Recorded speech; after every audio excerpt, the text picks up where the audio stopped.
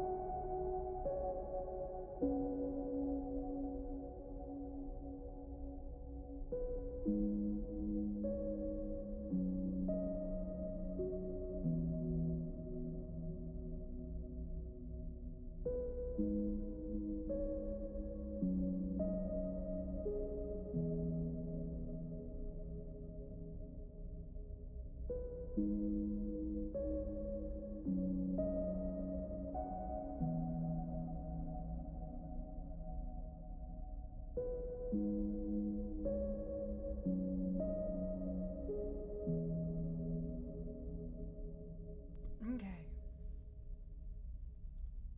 There we go. Hello, Kale. It's good to see you. And welcome in everybody who is currently watching the VOD or lurking in the background. I hope that you all know that I appreciate the ever-living shit out of all of you. I know, cussing in the first, 3 or 4 minutes of the stream. How dare I dare. But welcome in, one and all. If you are watching the VOD, either on YouTube or here on Twitch, thank you for being here. I appreciate you so much. If this is your first time here, hello. Welcome in. It is an honor and a privilege to have you. My name is Lucid Charm. I'm a variety VTuber. I use she, her pronouns. I am still trying to figure out my stream schedule. I'm currently figuring it all out, so don't you worry. Let me worry about that. I play all sorts of games. I am an aspiring voice actress, and yeah, we are here to have some fun and to do some voices and make some friends along the way. Let's see, what else do I need to get out of the way? First and foremost, I am running a competition. I still need to figure out the fine details in that competition, but I am currently calling all of my artists in my community to figure out what I would look like as a human. And I'm going to turn the winning design into a fully rigged VTuber model. It's exciting, it's scary, there's cash prizes, and I cannot wait to see what everybody else comes up with, because I have no idea what I'm about to look like. It's gonna be exciting. Let's see, what else? I don't know. Either way, thank you for being here. I appreciate you. We're going to be playing some more Citizen Sleeper because I literally cannot get enough with this game. It is genuinely so good. I've been doing voices because this is a text-based game. So if you're into voice acting, today is a fantastic day for you. Don't forget, if you are in chat, to hit !join to get a little stream avatar up for you. So far, it looks like everything is running well. So how about we just go ahead and get into it? So the last time that we played yesterday, we made it 11 cycles, so 11 days.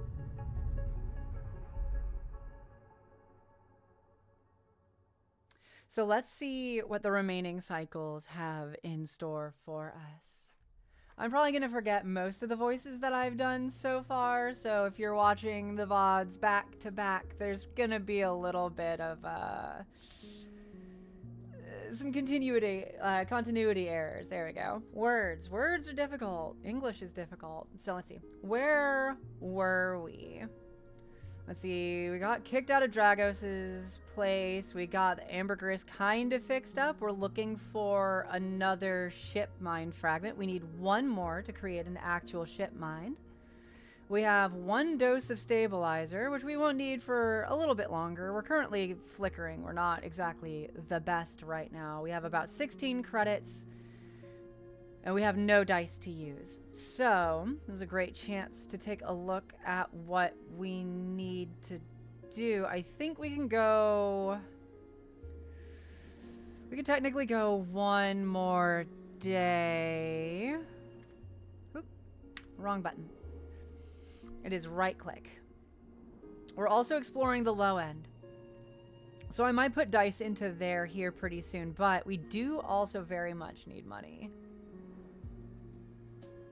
So we've got the free spoke, or this new spoke. What is it? What are they calling it? Yeah, the free spoke. Okay, cool. I did read correctly. Who knew I could do that? Let's see. We have met Neovend. Neovend is wonderful. Let's see. We're still living in an empty container. Kushael! Hello! I can read. I know, right? It's kind of crazy. It's almost like it's an important skill for a voice actress. Hi, Kushael. How are you? We could also technically work at the shipyard if we really needed some money. We have some engineer stuff that we can do. And if we do some engineer stuff, we can get some parts that we can sell. So for now, I think we're just going to rest.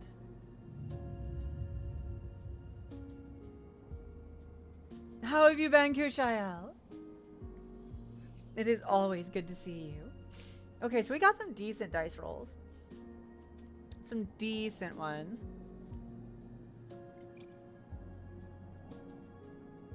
Bit of a headache, so I'm just laying down. Well, it's a good thing that today is so chill.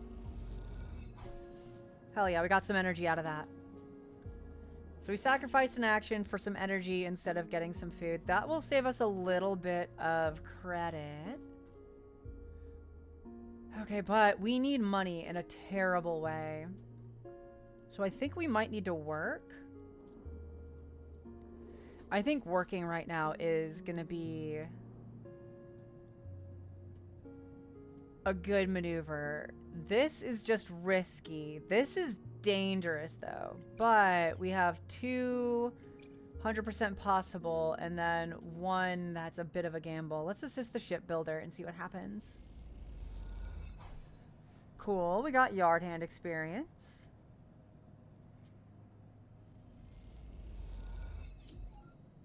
Excellent, we got some cryo for that as well. Let's do this one more time.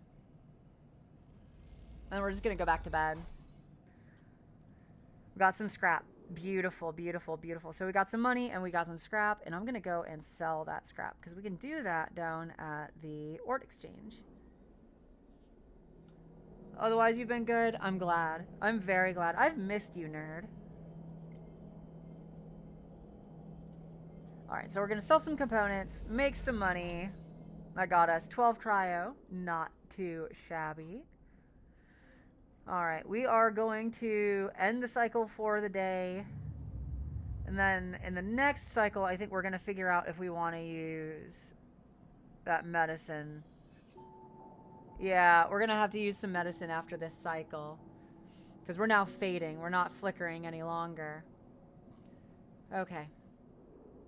We are gonna go out and about. Mrs. B, welcome in. How are you?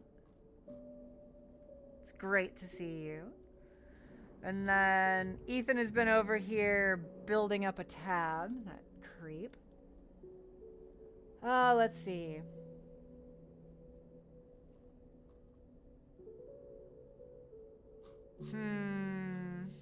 I think we should continue working, if I'm gonna be real.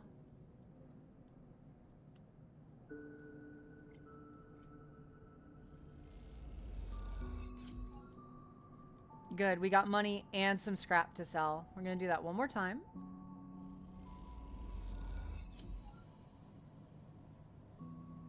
Girl.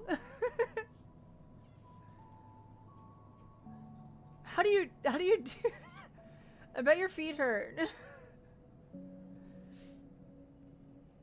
I'm glad to be getting back into the swing of things. Genuinely. Genuinely. Oh, cool. So we got enough experience in yard hand. So that means that something is happening. We're meeting some characters. Lem and Mina. God, I bet you're tired. I bet. Yeah, it's nice to come back. It's very nice to come back. I have missed you all. I've missed you all so much. Head, feet, eyes. Girl, get some rest. Put me on in the background. We're going to be having a chill time today. So, like, honestly, we've got this. If you want to go rest. I appreciate you being here. Always, always, always. And that goes for every single one of you. But if you're pushing yourself to be here, don't. Like, honestly, don't. Please don't push yourself to be here. I appreciate you being here. I appreciate everything you all do in my name and otherwise, but please get some rest. You deserve it. Only if the puppy would... Vero! Leave Mama alone. Go now. Looks like there's things to do in unit assembly, but I don't think that we currently need to do that right now. Let's talk to Lem and Mina. From the walkway, the sidereal horizon looks impossibly vast. A landscape of plating and frames. All along her flanks, torches flicker, drones maneuver, arc lights glint. The sense of scale of industry is both stunning and strangely unsettling. She's quite beautiful, I think. You turn to see a figure a little way down the walkway, leaning at the railing. He is thin, ragged, his work gear poorly fitted and loose. The torches of the sidereal horizon flicker in his eyes as he turns to you.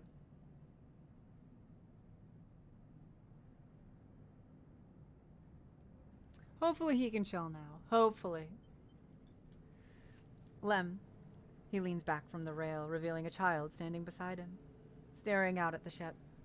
And this is Mina, he adds with a smile. Hi, Mina. She stares and tucks herself behind Lem, who dutifully picks her up. She's a little slow to trust, aren't you, Mina? She buries her face in the folds of his overalls. Mina looks out from Lem's chest, a dark brown eye twinkling among the rough material. You working on her, then? Lem asks eagerly, gesturing to the vast ship, or just admiring. He shifts Mina's weight onto his other arm. We're working. Me too, me too. He flashes a Havenage pass. I knew it just to look at you. I mean, he stumbles a little over his words, not wanting to be misunderstood. I mean, you look like a worker. She's Mina's and my ticket out of this place. Our escape vector, so to speak. How? You haven't heard? Anyone who takes a Havenage contract on the Sidereal Horizon will be entered into a draw for the transit support crew. He smiles. We won't get to sleep the journey, though. The journey through, but a couple of decades of service will be nothing for me and Mina if it means landfall on a new world. He winks. Decades? It's a long trip. He straightens up, stretching his back. That's a colony ship, friend. The Celis Foundation is sending thousands of people to settle a system well outside the reach of the core worlds. It'll be a totally independent colony. No surrogacy, no corporations. Sounds crazy. Could be, but you see another way out of here? This way we can build a home somewhere with real gravity, real air, rain. He plays with Mina's hair absent-mindedly. Rain, Mina. You loved that, I think. Mina responds by pushing his hand away. Daddy, she whispers. Food. Pulling an exaggerated, grumpy face. She glances furtively at you as she plays with a set of dog tags that hang from Len's deck. I'm just chatting a little, meanie. Give Daddy a sec. He turns back to you, and you suddenly notice how tired he looks. Not on the Havenage crew yet, but I'll work my way in. You can do it too, friend. We have to stick together. He smiles a little shakily, and you wonder how long he's been working to break into the official shipyard crew. Yeah, maybe. He looks out at the sidereal horizon as if trying to pull energy from those flickering torches from the vast hull. We gotta hold out, okay? You aren't quite sure if he's talking to you. That's how it works. While he stares out, Mina catches your eye curiously. You agree, Mina? She straightens up and meets your eye. Daddy loves me. She says it stubbornly, daring you to question her. Lem smiles and lifts Mina. That's it. We hold on. He smiles sheepishly at you. We are just a couple of softies, isn't that right, Mina? He sets her down, standing by his side, and she clings to his leg. Gotta go feed this one, pats her on the back. Maybe see you on a shift, huh? He turns, and they walk away. They walk down the walkway, away from the shipyard. You see them talking, and then a moment later, Mina turns around and stops. See you, robot! Her shouts echo down the whole walkway as she flashes you a parting smile between running to catch up with Lem. You watch them a little before you turn back to the impossible scale of the sidereal horizon. A ticket out. They're adorable. They are adorable. Absolutely cuties. Assassin's Creed Odyssey. Gonna make some pancakes when I feel like getting up. That is very fair. Okay. So we have one more action. It's a 1. We could technically try... Let's do this. A little bit of hacking, you know? Just a little hack as a treat. So we got some Yadigan data. Cool. And then... there. We're gonna go back home. Actually, we need food. I think I'm gonna save a little bit of money on food. No? We're gonna go get some fungus. We're gonna splurge and get some actual real food. I'm also going to sell these scrap components. Excellent, excellent. Got some business done first. Get some cryo. Excellent. Alright, and then we're gonna take our medicine. And we need to start saving up for our next dose because we found this dose of stabilizer. Though, to be fair, we could get by on 3. No. No. It'll be more efficient to use it now. So, our condition is stabilized and our body's been repaired. So we're gonna go ahead and end the cycle. But how are you all? I would love to hear from anybody that wants to let me know how they're doing. Alright. So we have 2 2s, a 5, a 4, and a 6. We could do some work. We could gamble a little bit. Let's do some block maintenance. It's risky, but we have pretty decent odds right now. So let's do some block maintenance. We might end up with... Oop, we're about to be very exhausted. We are now starving. Okay, not the day that we were hoping to have. Okay, so we got some scrap. I'm gonna do this one more time. Cool. I'm gonna go sell this scrap, we're gonna eat, and then we're gonna figure out what we're gonna do next. Cycles can go pretty quickly, and some of them can end up dragging along. Alright, we have 52. Let's go to the Overlook. That's 10, or we could spend 5 more. Let's go here. I think this is actually the better bet. Okay. I'm gonna gamble. I'm gonna gamble a little. We're gonna play the exchange. We won 12 cryo. Not too shabby. We do have a tab coming up here pretty soon that we're gonna have to pay. Ethan's a scumbag. No offense to any actual Ethans in my community. I'm sure that you are lovely people. This Ethan is a scumbag. All right. I'm gonna use this to Sunday. Space! Space! Oh my goodness. Thank you for the subscription. For 3 months of subscription in advance and a first time. Space, what are you doing? What are you doing? Don't get me wrong. I appreciate the hell out of you. But what are you doing? What are you doing? Hi, how are you? Honored to have you here. We're playing some Sleeper Citizen, and I am doing some voice acting, and it is a good time, if you will. It's always a pleasure to see you. You're from Ladies Community. I recognize you, and I also recognize that emote. Welcome, welcome. I hope that you are doing well today. So we have 4 actions that we can take. Fucking nuts otherwise yourself. I don't recommend you fuck nuts unless you like fucking nuts, but I don't know, that sounds a bit uncomfortable. That sounds like a way to get splinters. I don't know, I could be taking this too literally. I'm doing quite well, thank you. I think we should do a little bit of exploring. Back away from the nuts. They are for eating, not for fucking. Thank you. Okay. I need to be stopped. Let's see. Let's do a little bit of engineer work. Get some experience in low ender. And if we're lucky, we can get some components, but it doesn't seem like we're getting that lucky today. No, we are not that lucky today. Okay.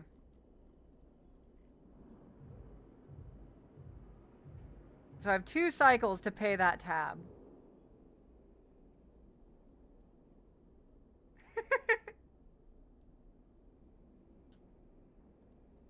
That's a good one. That's a really good one. Alright, we're gonna gamble. We gonna gamble. We got 19 cryo. I'm gonna hold off paying his tab for right now. Because I need to spend 10 to buy some rations.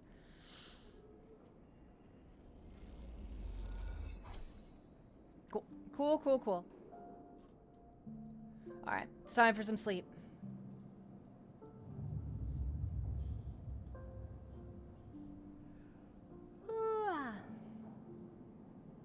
It's been a nice, relaxing day for me.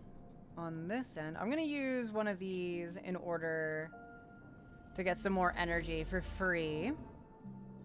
I'll take 1 energy. 1 energy is good. I think I have just enough for this. I think I have 1 more day before I actually have to pay it. We also have deliveries to do and manufacturing that we can do. I think I want to work at the Overlook today. It's a little risky, but I think we're gonna be okay. Siphon! Oh my goodness. How are you? It's so good to see you. By the way, I don't know if you all have noticed, but we do have some slightly new, like badges to collect. We have new, after 1 year of subscription, we have new badges. We also have tiers 1 through 3 little flares. We also have new cheer badges. So, if you want to earn those badges, you are absolutely encouraged to do so. But how are you, Siphon? Let me get you a shout out real quick. Won't let you collect channel points. That is an issue. Refresh the stream. It might help.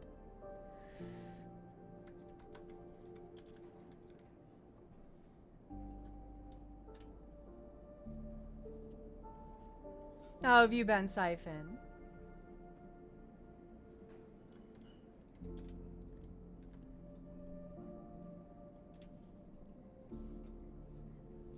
I feel that. I feel that. Though I believe in you. I believe in your abilities. I believe in your effort. Learning to 3D model. That's exciting. That's exciting. I don't know if you have heard. I don't know if you have seen on the Discord. I don't know how active you are on Discord. But I am currently running a contest to design a new avatar for moi. I'm seeing what people think that a human Lucy would look like. So what would I look like as a human? If you have any interest in joining that campaign, that contest, you are absolutely encouraged to do so. Cult leader, I see. What cult did I join? Mine. It's mine. The cult of Lucid. You know how it goes. A whole lot of love, a whole lot of feasts, a little bit of naughty nonsense, some sacrifice, maybe. I think I left it because I didn't interact much and I needed to leave servers after my nitro ended. That is very fair. That is very fair. But I'm still trying to iron out all of the details. But let's see. There's going to be cash prizes for first and second place, like around 200 for first, 100 for second, and then third place is going to get like a couple months of subscriptions to this channel, and then the winning design is going to get turned into a fully rigged VTuber model, either 2D or 3D, whichever works for the model the best. But yeah, it's going to be interesting. Hi, Peace. All hail Lucid. Yes, absolutely. Absolutely. Let's see. We need to pay off a bill here pretty soon.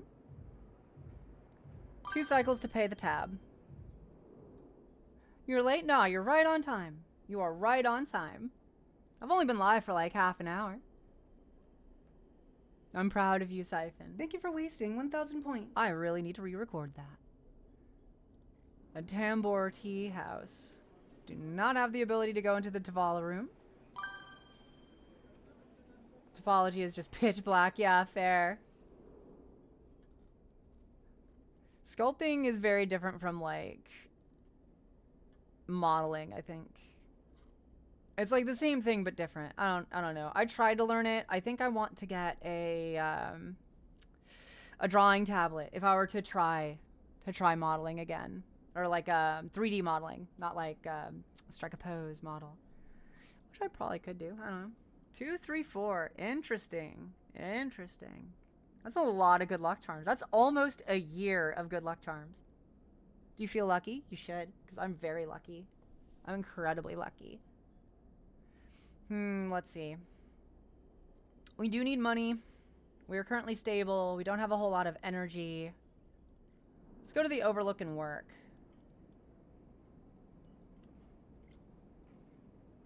Because it's risky, so we might lose some energy, but we also gain energy. So, honestly, we just got 10 cryo. All fine by me. I don't want that 4. I want that 3. There we go. I still can't believe that we found Waluigi twice in a row last night. That was intense. Hell yeah, we got some points towards good service. Redoing the character's bottom job because somehow I mess it up past salvaging. That's very fair. That is very fair. We are very close to completing the good service timer. We have one more cycle to pay this off, and I'm going to be working through that cycle, I believe. Wait, do the two of you know each other? I mean, I guess it makes sense. Lady comes through here a lot, and I think I met Peace through Lady, didn't I? Lord, I can't remember. My memory's not always the best. I can make some money by selling Yadigan data.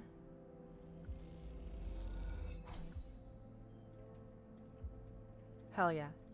Hell yeah. Okay.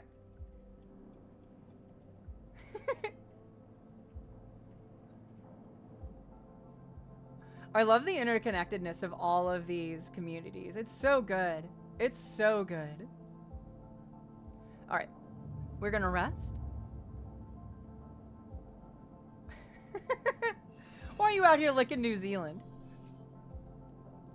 All right. So we're back to flickering. What voice did I give him? It was super nasally and obnoxious. Wakey, wakey. Ethan is outside the moment you leave, leaning on the corridor wall. Shit. Uh-huh. That's right. He pushes off from the wall, a little shaky on his feet. And you made me come all the way up here. His hand comes to rest on the butt of his handgun, dangling from a chest holster.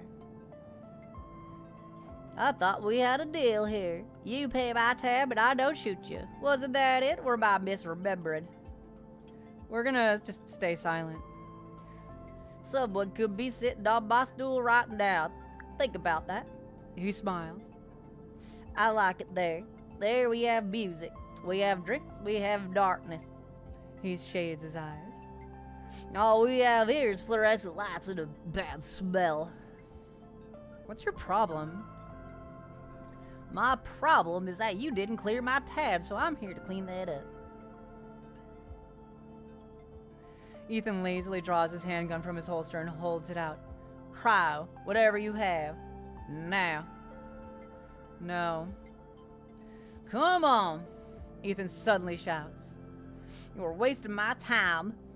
Ethan leans over and pats your pockets, keeping the gun trained on you. We have to stop beating the hair. This place stinks. How can you smell? Your nose is all clogged. He finds your chits and pulls out a handful. Thank you. He stuffs the chits into a pocket without counting them. Was that so hard? Why are you doing this? You think this is all me? I think someone in your position might have a better idea of how this all works. Ethan holsters his gun and reaches into his coat pocket. He pulls out a hip flask and takes a swig. I'm a freelancer, Sleeper, just like you. We both signed a contract with S&ARP, didn't we? The difference is that my word means something. He closes the gap, stumbling a little. What did you think? You could just run away from your contract, your debt. You could just steal that and that little body of yours and take it for a joyride. Play human for a cycle or two. I'm nothing like you. That's what I'm saying. Ethan gestures around the corridor as if he has an audience. You are a coward. I'm a professional. Thank you, Spades. We will be keeping this avatar, but I am looking for something a little different. I'm looking for something a little bit more human. So we're going to be keeping this, at least in some way, shape, or form. But for now, this is what we got. And the voice acting, thank you, thank you. Though I should thank you. Taking another swig from the flask. For giving me such an easy job. I'm used to outlaws, you know. Real bounties. If I knew catching sad little escapees like you was so easy, I would have changed clients ages ago. Ethan drains the rest of the flask. The thing is, Sleeper, I could find you anywhere. It's actually wild that you haven't figured it out. That body isn't yours, and it will always betray you, no matter what. So please, go. I'll catch up with you whenever I need another drink. He laughs and walks off down the corridor. Look at yourself. Give it up, Sleeper. He shouts back down the corridor. Go find a job. You turn and set off in the opposite direction, head down. You walk hard and fast down the walkway, anger driving your footfalls into the metal like the rim, like hammers. Okay. Well, we failed to drive because I didn't pay him. I thought I had an extra cycle. I really genuinely thought I had one more cycle to pay it. But he actually took less than what that would have cost. So I'm not complaining. We failed the drive, so we didn't get an experience point. We didn't get an upgrade point. But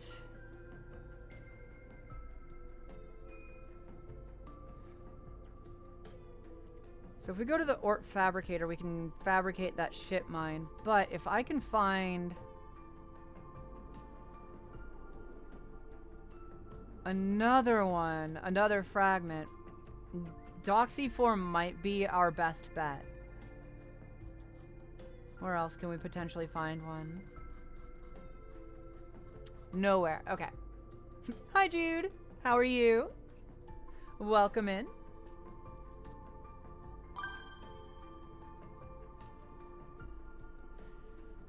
So Feng has said that he'll disable my Essen art tracker if he can get to the bottom of his mystery first.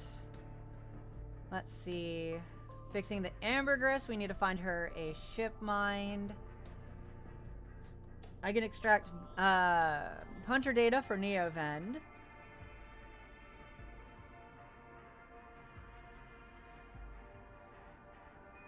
Alright, we're just gonna keep that one on. I'm having a time. You ever just get scared you're doing the wrong thing all the time for no reason? I do. I hate it. It's not true either. Okay. So we need... we need 100 for that. So we're going to go back to our empty container. I'm going to sunbathe. No! Fuck. Hold on.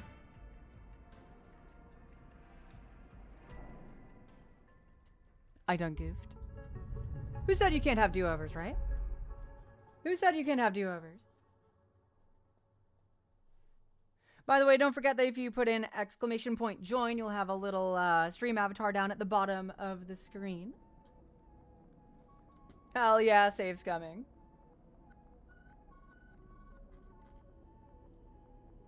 Five stream streak. Always a pleasure to have you, Peace. Always, always.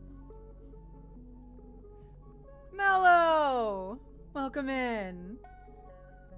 Legit pressed the hi Lucid button and my brain was like, oh my god, what if I'm in the wrong stream? Her name is Lucid and she's mad. Oh, Jude. Oh, Jude. If there's anything that I can do to help, I will. But I'm not mad. Not even a little. And I am lucid. Both in name and in meaning. Because my mind is quite clear right now. And I'm quite glad for it. Alright, so we are going to go and sunbathe. That's what I was wanting to do. Not Encycle, sunbathe. There we go. We can sunbathe instead of eat, which is actually kind of nice. How's work going, Mello? Malello. Oh my goodness. Okay, so we have 3 actions. We have 3 pretty significant spoons we could do something with. I could do some work. Work is blarg. I'm sorry. That sucks.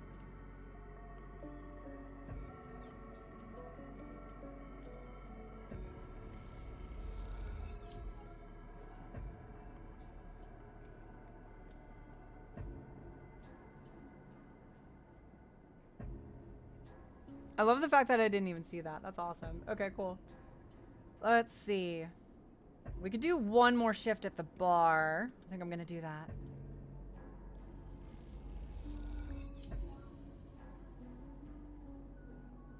So we got plus 15 cryo, and we have finished good service.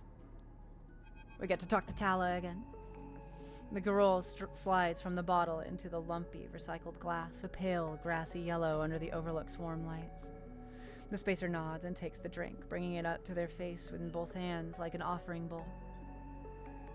This is the good stuff.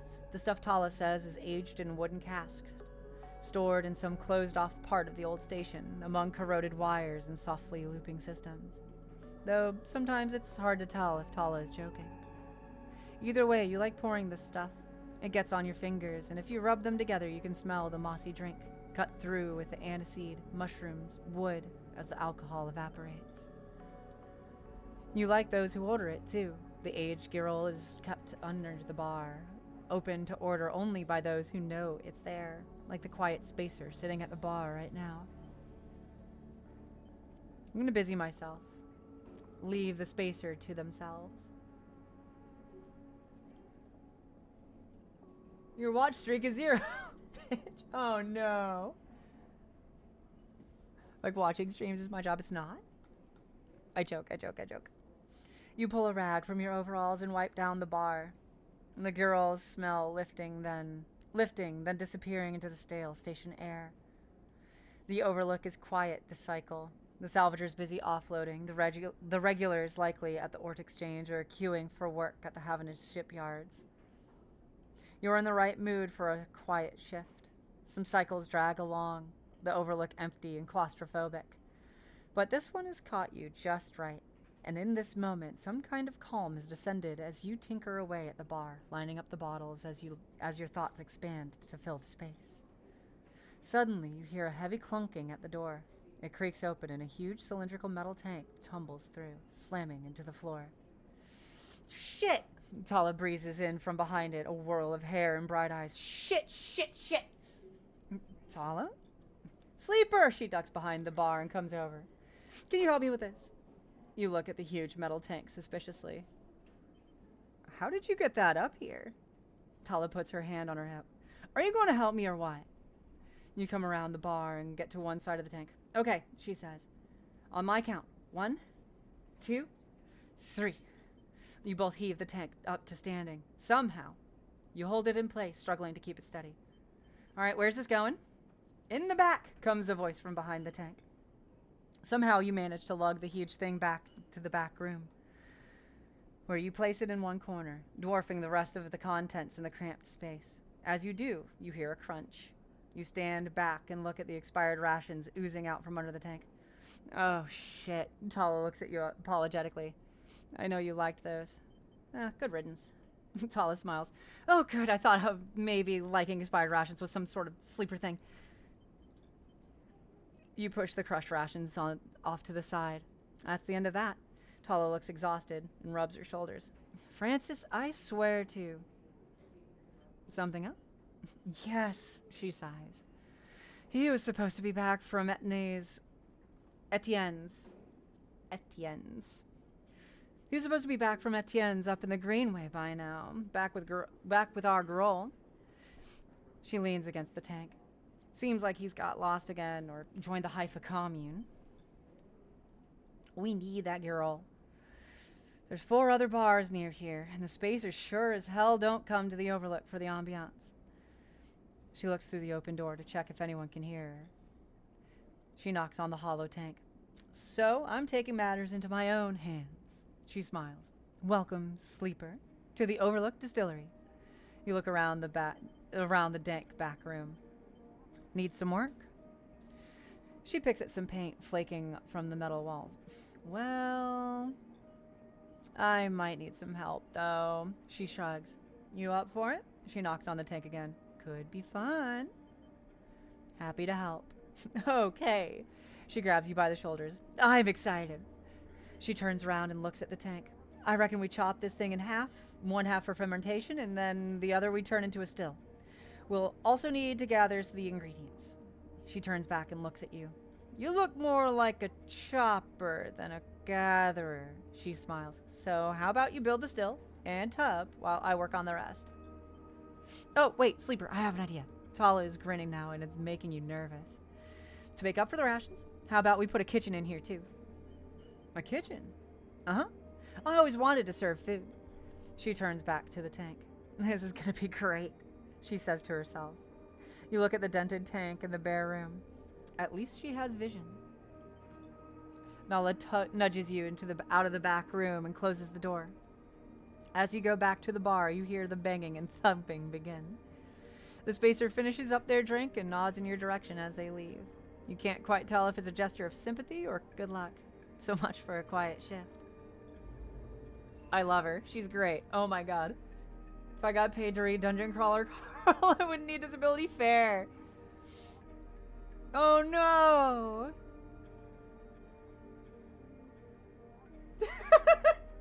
Leave a late on your screaming monkey by mistake. Oh no. Oh no. Hold on, do I have water? I do have water. I'm thirsty. Give me one moment.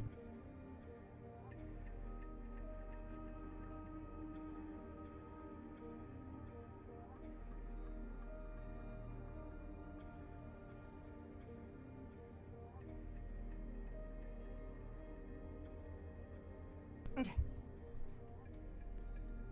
I'm glad that past me thought of future me and got water. Alright, so we have one more action remaining. What else can we do here? Let's work on the still. It's risky, but it's an engineering task, and it's 100% possible, so we might actually get something to sell. No. But we did put 2 notches into the Overlook Distillery. I don't think it's too much, but I've been drinking a lot of water lately. Good. Good. I actually just recently got a faucet-mounted water filter for the apartment, and genuinely, it has caused me to drink so much more water than I used to. I don't have to worry about refilling a pitcher, and it's always room temperature. I don't like cold water. I mean, I'm okay with it, but, like, it's not what I want to reach for all the time. Alright, so we almost have enough cryo. Almost have enough cryo for our next dose. And we're going to need to focus on that here sooner than later. So let's go ahead and end the cycle.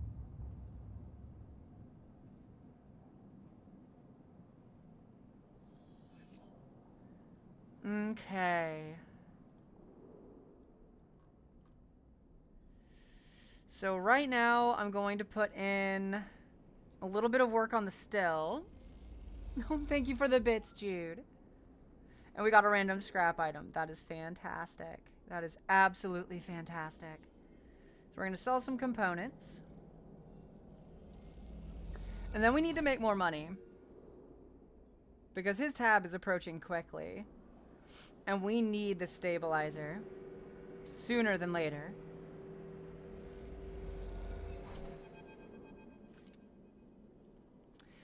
As you quickly leave the surgery, eager to be away from Toshiro's glare, you notice something wrapped around the stabilizer vial, clutched tightly in your hand. You open your hand and a thin film, marked with holes and sigils, unrolls from around the vial. At one end is a hard metal strip. A handle. Inspect the handle. The metal handle is worn and pitted, but you can see the set of numbers imprinted on it. 207-F. And then crudely scratched into the handle. At some later date, low end. Inspect the film. You hold the cloudy film up to the light. It is perforated with an ornate pattern of holes. You can make out a word among the markings. Passkey. Is this an entry key for somewhere?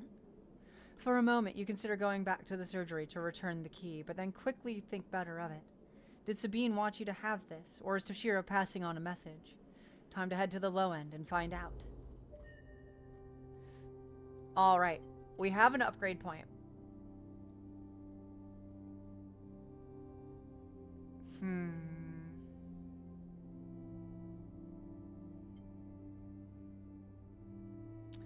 So we have a few things that we could choose from. We could make our intuit rolls a little bit better by giving it +0 instead of -1. We can upgrade our engage from +0 to +1. We can make our engineer rolls +1. We can gain a chance to gain cryo for interface actions. We haven't been doing a whole lot of interfacing lately.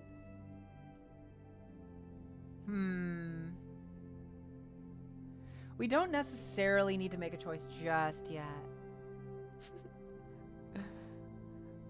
Cryo is money in this game. It's like credits, chits. I think -1 on Intuit is fine for now. I think increasing our engineering is going to be good, because that will give us better chances to find random scrap as well. The higher the chances of a successful roll, the higher the chances of that as well. Alright. You find the entrance to the apartment. Its passkey symbol is obscured beneath layers of graffiti. Who lives here? Let's figure it out. The lock clunks open, the metal door swinging inward into the dark. As you push the door open, the automatic lights flicker on inside the apartment. They reveal yellowing plastic panels, the curved shape of wall-mounted utility units, the detritus of a routine life arranged on every surface.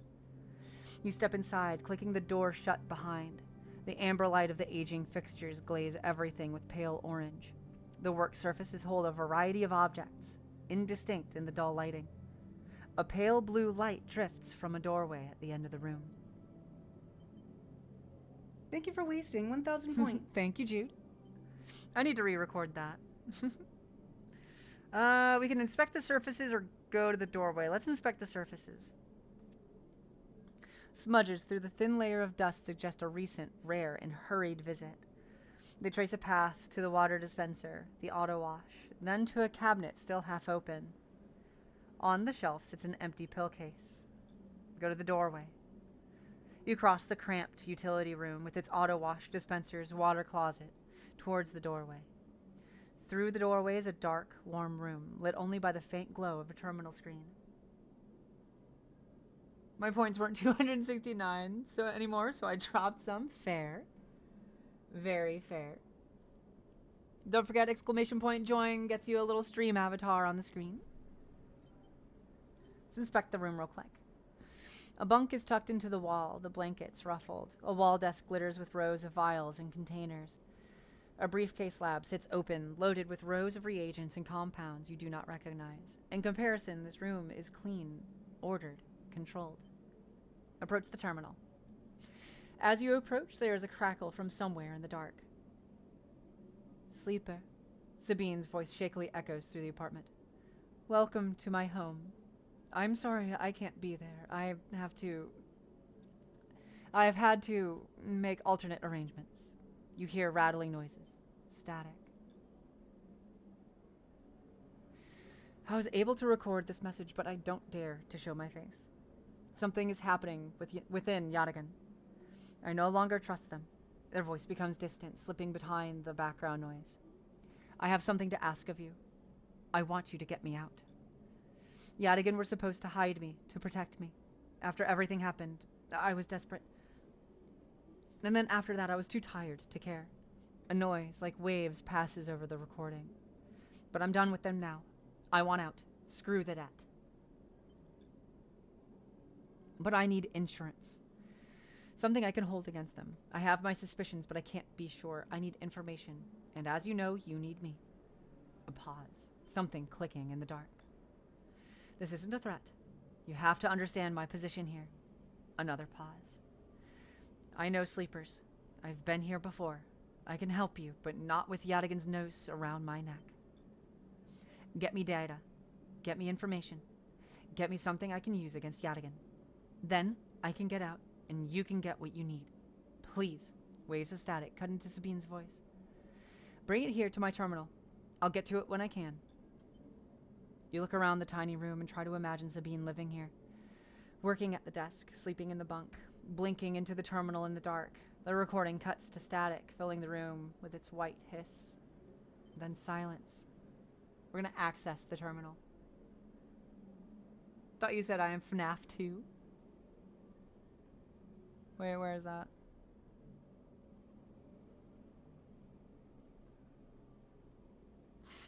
I don't know where you heard that, but that's funny. We're going to access the terminal. You sit in front of the humming terminal and hit a few keys. Sabine has left an access port open, but the rest is encrypted, locked away behind passcodes. It seems Sabine might not trust you as much as they want you to think. Who does Sabine need to hide from? And what debt do they owe to Yadigan? You try to assemble the pieces, but too many are missing. The only thing you know is that without stabilizer, your body will die. You glance at the briefcase lab on the desk, its glassware glinting in the dark. You turn away and leave, the door clunking shut behind you. Back in the corridor, you notice the scrawled graffiti of a blade on the opposite wall. Yadigan. You feel yourself being drawn into something you don't quite understand.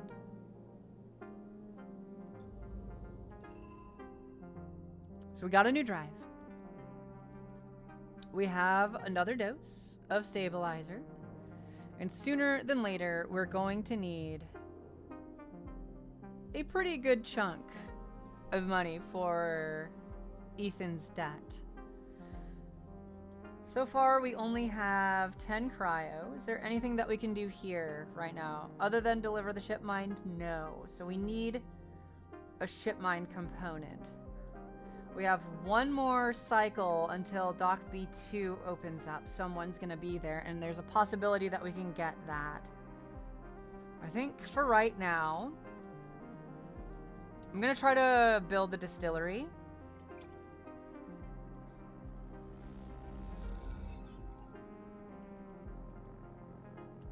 And I'm going to take a shift at the bar.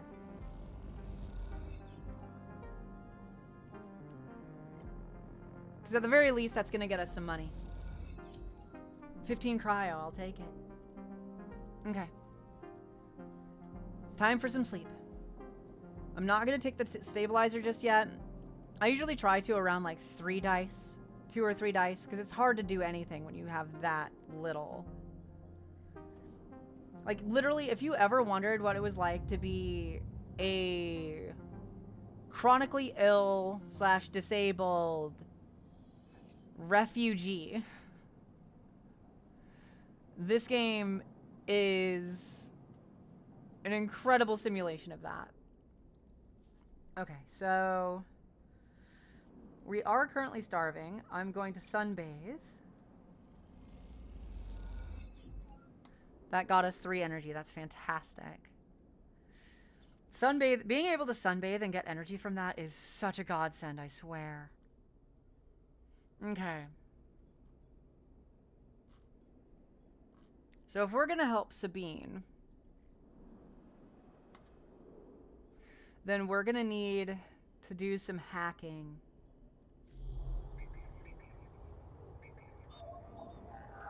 And they need ones, so today is not the day for that. We need money. Let's go back to the Overlook. I'm gonna do a little bit of work on the still. Oh, that's beautiful. One more. Oh, that's almost done. Okay. And then we're just gonna do some work. We're just gonna work a bar shift. Get some money. Okay. Is there anything else that we can do right now? I don't have anything in data. I have some stabilizer. I have 2 ship mine fragments. I need 3. I don't have anything to sell to the Havenage people.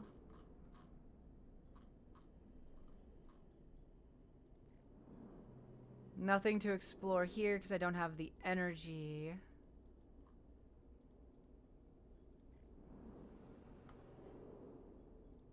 Is there anything that we can do here? No. Though if we come across Havenage information, we can sell it to them for some money as well. Very nice to know. Alright, we're going to go ahead and end the cycle.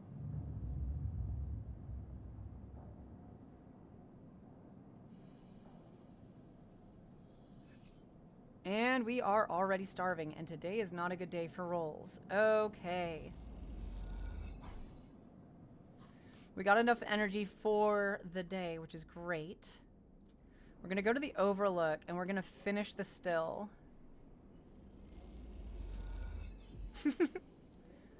Overlook Distillery is done. Tala stands back from the newly finished still and tub, hands on hips. Look at this, she grins.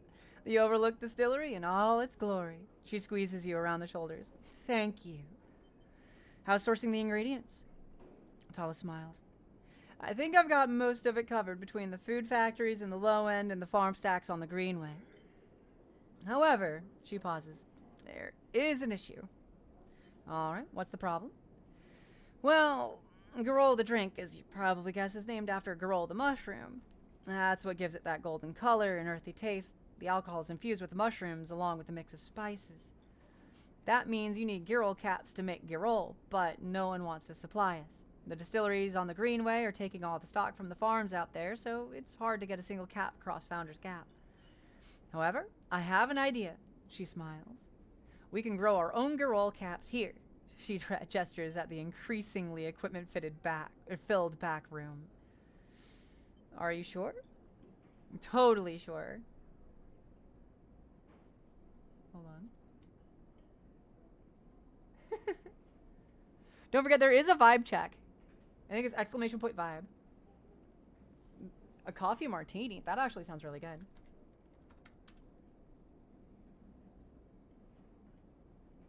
I have no vibe. That's wild. Totally sure. Tala puts a hand on the still. We made a still. We set all this up. How hard can growing mushrooms be? They don't need light. They barely need soil. We can do this. She pauses. Or at least we could, if we had something to grow them from. What, like spores? Thank you, Mallow. Exactly. Suddenly you feel like you've walked into a trap.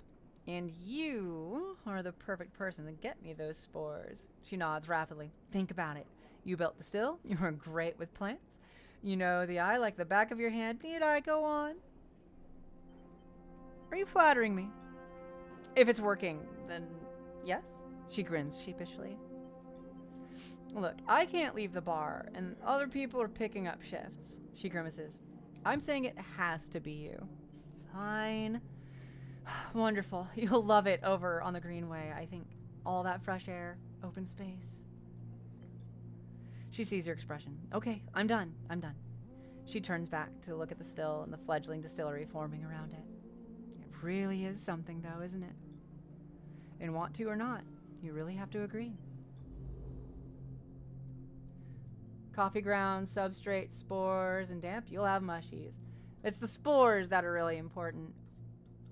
Technically, you can also use Uncle Ben's, but we're not talking about that. We're not talking about that.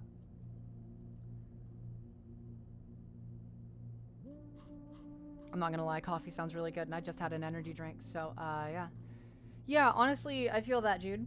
I also wish my neighbors would do the same. Alright, so we have a 2 and a 1. I think that means that we can actually technically get some data.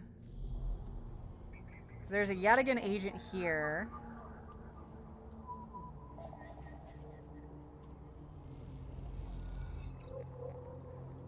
Cool, cool. And a Havenage. Havenage? Havenage? I don't know. Agent here. So we have a little bit of data from both. What I can do is I can go up to the tea house and sell this data. And get some cryo for it. Excellent. 10 cryo is nothing to sneeze at. Alright.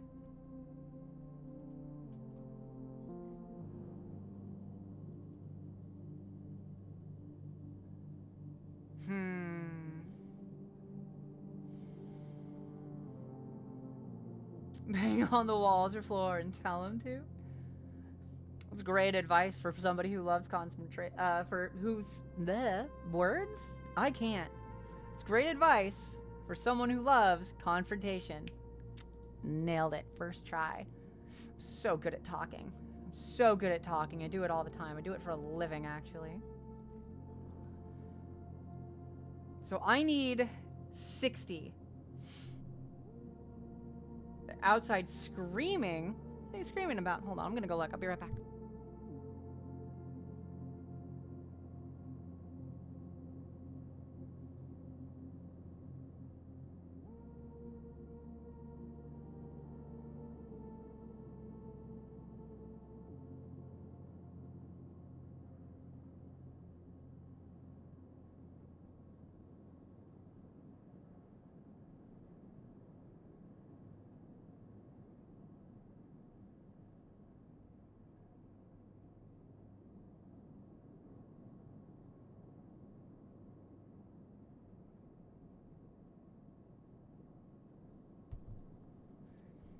It looks like they've dispersed, but at least that's my view from my window. For those of you who don't know, Jude is one of my neighbors. But while I was up, I went and grabbed a monster because I have an addiction, and you know, it be like that sometimes. It just be like that sometimes, you know. It just kind of be like that. All right, so we need money. I have 3 cycles to get that.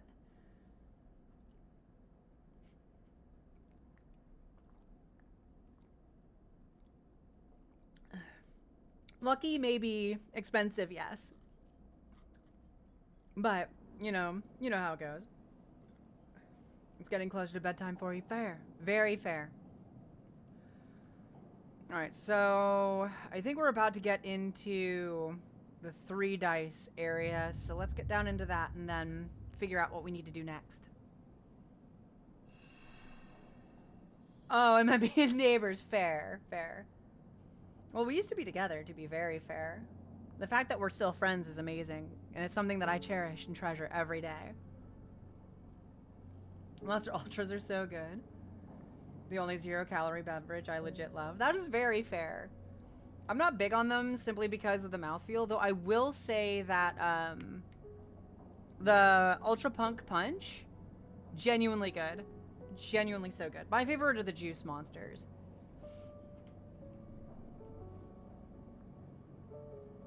Alright, we're gonna sunbathe.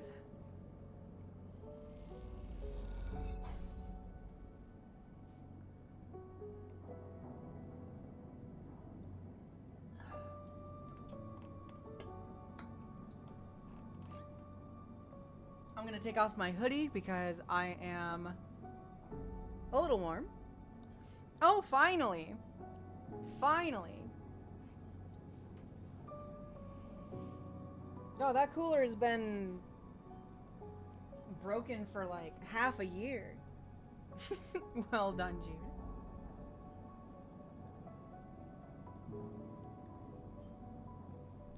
Jude. Okay. So we have enough energy for the day. We need some money. The broken monster machine sounds really intense. It does. No Red Bull. What is wrong with them? Like, what is actually wrong with them?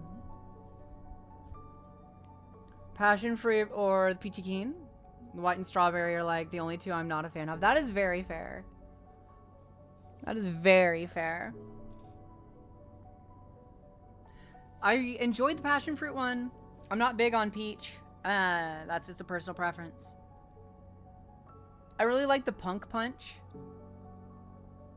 I also like the orange sunrise. That one's really good.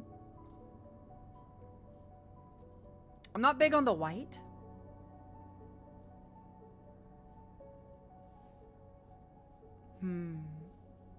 Mango Loco is literally what I'm drinking right now. Like some Red Bull, but they're basically just soda. I mean, to be fair, like, they are an energy drink and they work. They work very well as energy drinks. But they're more like vitamin supplements than they are like caffeine sources. Because they have about as much, like in a regular size Red Bull, there's about as much caffeine as is in like a cup of coffee. Honestly, it's not a bad idea. It may have been. It may have been. Alright, so we need some muns. Oh, Ethan, what have you gotten yourself into today? The compressor is quiet today. The usual crowds are elsewhere, and the pumping music washes over a handful of spacers and a few drunks. Ethan is still in the same stool in the same pool of light. His head is low, close to the bar, and the bartender is ignoring him. We're gonna approach him. As you get closer, he lifts his head and turns. Sleeper. He turns to look at you. The time to pay up again, is it? And he gestures to the bartender. Come here, take their chits. No more, Ethan. Ethan doesn't even look at you. He props his elbows on the bar and holds his head. Sleeper, it's been a long cycle. I don't care. Ethan lets out a long sigh. He rapidly rubs his eyes with his palms. You're right, he says quietly. This isn't fun anymore. He reaches towards his holster. His elbow slips and the gun tumbles out. It clatters onto the bar and falls to the floor, bouncing onto the ground between you. Both you and the bartender look at the gun. Stare at it. Butterfingers, says Ethan and puts out a hand, beckoning for you to give him the gun back. if you would. The bartender looks at you warily.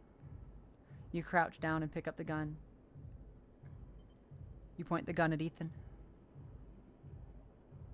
Ethan is giving, I don't want to play this game no more. No, for real. Ethan turns his head in your direction a little, a sharp, pale eye locking with yours. The bartender backs away. Oh, He turns on the stool. oh, Sleeper. This is more like it. We're gonna wait. You hold the gun steady, training it on his head. Ethan smiles. Like the dog that caught the car. He turns to the bartender and mock whispers. I'm not sure they know what to do with it.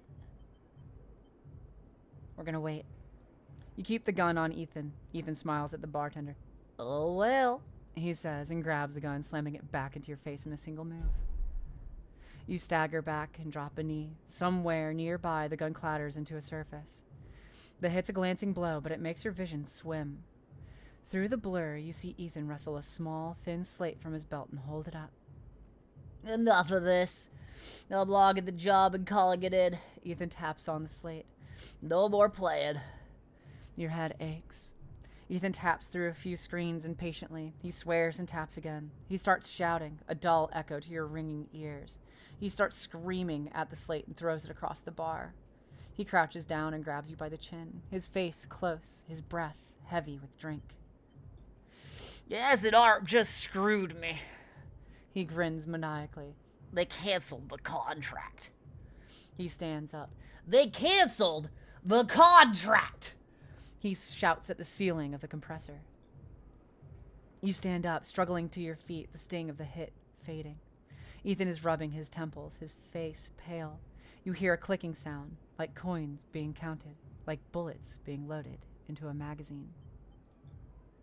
When you shake off the last of the blur, the bartender has Ethan's pistol trained on Ethan's head. Ethan stumbles backwards towards the middle of the room, all eyes trained on him. I'll kill all of you! He screams. He stumbles into the wall, spinning away towards the door. I'll be back for that! He shouts at the bartender and lunges out of the compressor. You steady yourself on the bar and catch your breath. The rumble of conversation returns. The bartender goes to say something, but then thinks better of it and begins to clean the bar. After a while, you wander out into the light of the Bright Market, looking for Ethan around every corner. Mom says it's my turn on the PlayStation. No, for real. Soup! What kind of ice cream? Not even a day like today could keep me away. What happened today? It's always good to see you, Soup. I say always, even though this is like the second time we've crossed paths, but still, it's always a pleasure. 2 for 2, right?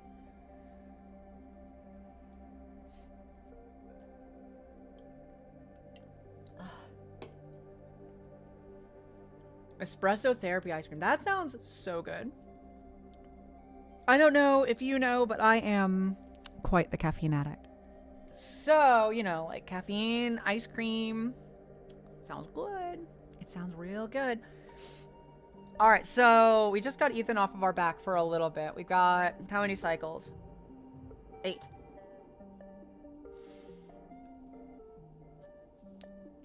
I'm proud of you. I don't know if you hear it enough, but I am proud of you. And Soup, I'm going to say this to you directly, but then I'm going to say it to everybody else. I'm proud of you for putting up with your job and for having difficult conversations. It's not easy. Here you are doing it. So if you're not proud of yourself, you should be. And if you're not proud of yourself right now, that's okay. I'll be proud of you for you. And now for the rest of you, I'm proud of you. Honestly. Here you are doing the dang thing. Life is difficult. Life is so painfully difficult. And here you are living. Think about that. Think about that for just a moment. Think about all of the times that you could have quit. Think about all of the times that you wanted to throw in the towel, but you didn't. Here you are. I'm so proud of you. I'm so proud of all of you. Thank you, Pete. For a disability nonprofit. Damn proud of my work, but fuck is it draining. I bet. And honestly, you're doing fantastic work. That is a beautiful thing to do. I know a lot of people on disability, so I get it. Hell, I probably qualify to be very fair. I'm so proud of you. I am so proud of each and every one of you. Doing the things. That's what we do. It's what we do here. And thank you. Disabled and I'm not profitable. Soup is your job, Jude.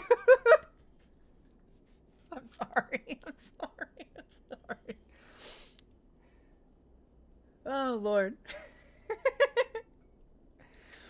Okay, so we have 2 more actions. We have 2 more dice rolls. We have 2 4s. We could do something with that. We don't currently need the money for Ethan, which is fantastic. No.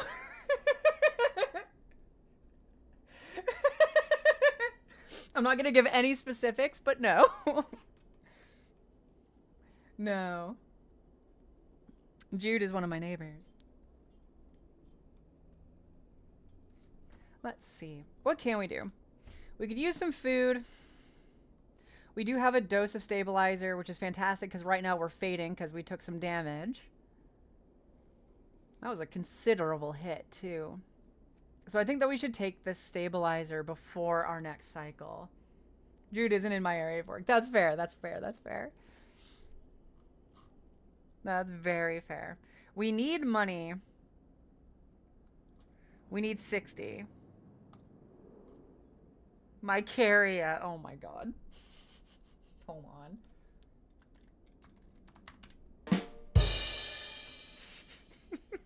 I can't. I just can't. Okay. So we have 48. If we do some work. Because I don't have any spores. No, thank you. How much is it to cross? 150 cryo. That is going to be something that we're going to have to do later. It was so bad. It was so bad. I love that. That's so funny. All right. If we work at the Overlook. I think we got it if we work at the Overlook. So let's work a couple of bar shifts.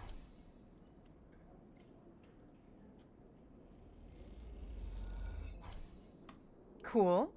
Oh, we got energy for Thrill Seeker. That's perfect. I love that. Okay. So we're going to come down here. We're going to buy this for an overpriced amount. Because we can't haggle. We don't have that yet. I love Tala. Lucid. We need money. Me. Real. Mm-hmm. It's too real, actually. Let's go to the Ort Fabricator. And build the dang thing. We have our ship mind. We have completed a drive, so we have an upgrade point. I don't know where to put this. I could put it into transfer intercept. Thank you. I'll do my best to do the same. I'll make the bacon at home. Save it? Could. We could.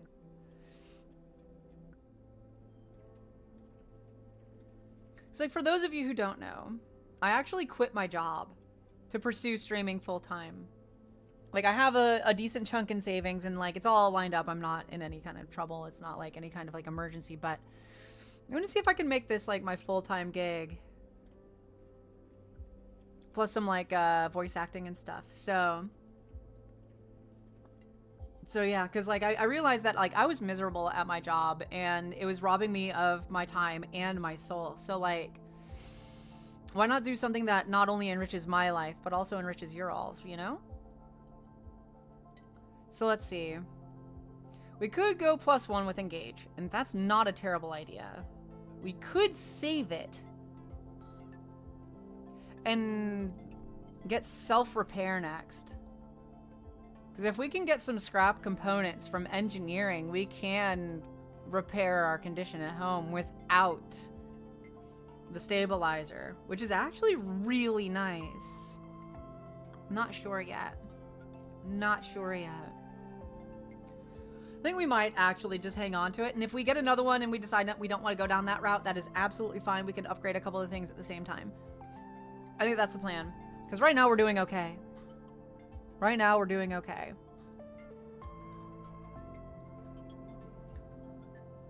So let's take the stabilizer. No. Wait.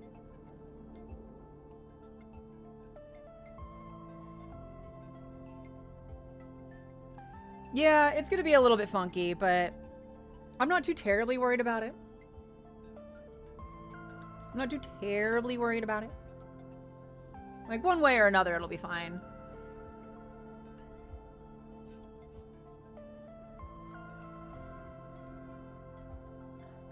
Things always work out for me.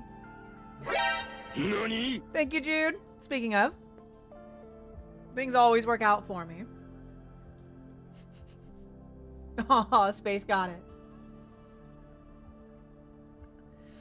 It's true. It's true. Alright, so let's go deliver the ship mine.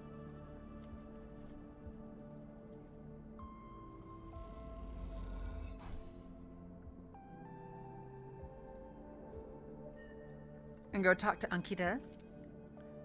You drop the ship mine core into the galley table. Oh, onto the galley table with an emphatic bang. Ankita spins around from where she's been poring over some documents on her slate. Holy shit, Sleeper. Did you actually land a ship mine?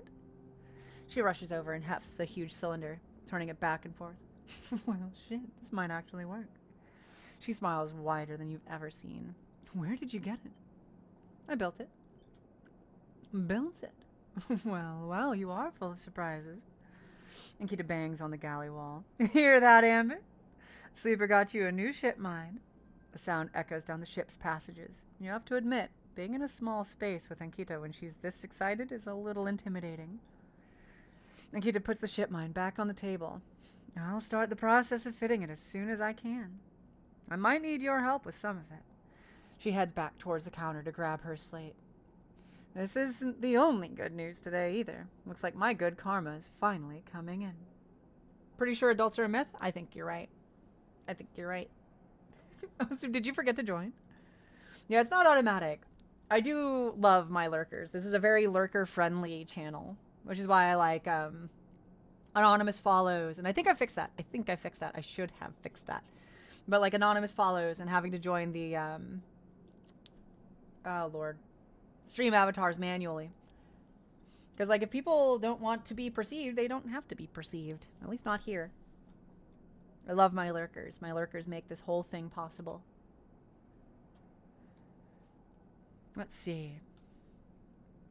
She throws the slate onto the table and spins it so you can see the screen. Take a look at this.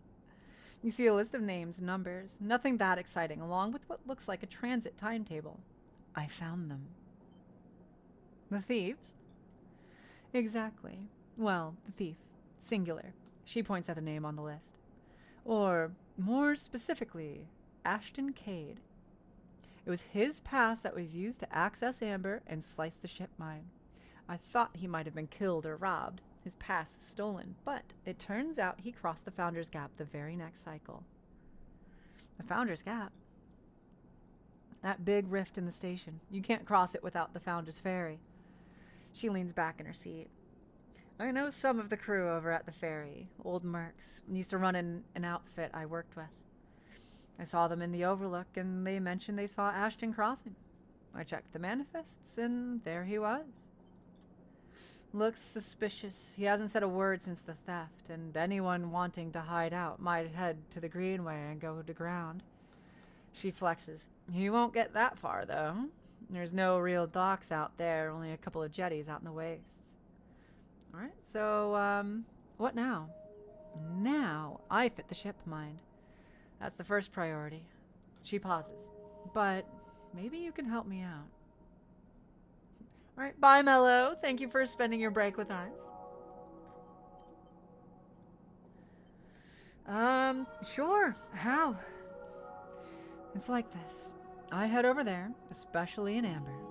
He'll spot me a mile off and go underground. He'll find a way to slip the station, or he'll bury himself so deep in the waste no one will ever find him. But you Ashton doesn't know you. Oh, I'm gonna sneeze.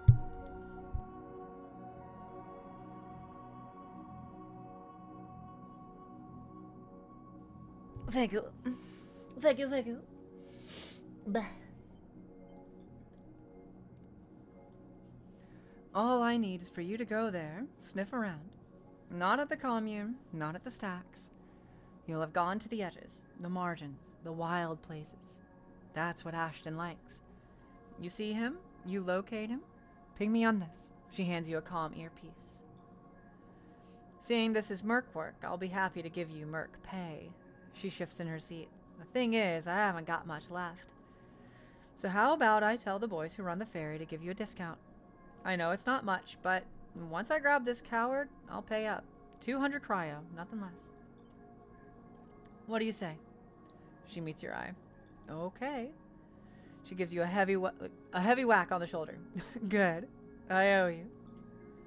She lifts the ship mine up onto her shoulder with worrying ease. I'm going to get this fitted into Amber's core. You get any info, any sense of where Ashton's hiding, let me know. She goes to turn and then stops. And once again, Sleeper, thank you. I appreciate it. And Kita stomps off into the guts of Amber with the ship mine, leaving you in the galley. You glance around, a sudden nervous energy descending at what is to come. You never thought you'd get work as a mercenary, but then again, it seems the eye is full of surprises. Mercenary work? Oh boy, I'm sure this'll be a breeze. Thanks, Miss Ankita. You're such a generous sort. Boy golly. Golly gee willikers. God. Cool, we have another upgrade point. Should we go into self-repair? We could just hang on to it. We could just hang on to it. I'm open to ideas. If anybody has any ideas, I would love to hear it. But right now I'm at a bit of a loss. We could go to hard to kill. We could go to self-repair. We could get transfer intercept and a +1 in interface. We could do +1 to engage. That's very true, and that's probably why this is even here. But we haven't been doing a whole lot of engineering options lately. I think you're right, though. Self-repair is a good idea. Self-repair is a fantastic idea. Okay. So let's see. After this cycle, I think we have a few more cycles in 3, and then we're going to be ducking down into 2. So before we duck down to 2, we're going to play a few more cycles, I think.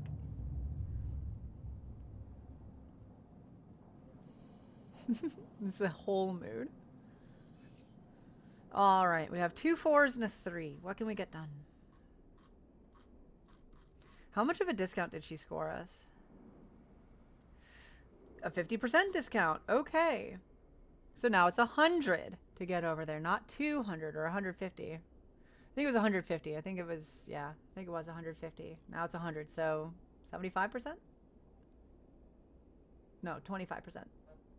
I don't know. Numbers are weird. I'm too gay for math. Let's see.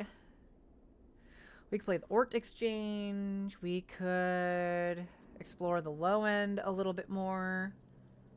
Let's do some block maintenance, because we could absolutely use the experience. Do this a couple of times. Hope that we get some scrap. No scrap. But a new drive has been discovered. Where is it? Build a home? Build a home. There's a derelict unit in the low end that remains unclaimed. With lots of scrap and a little work, it could be yours.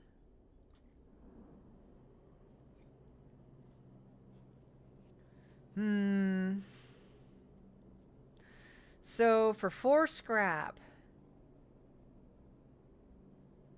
I can seal it up. Or I could use that scrap to repair myself. It's tempting, but I think right now we need to focus on ourselves. We have 2 energy. I don't think that I can currently force scrap and engineering work. You're not wrong.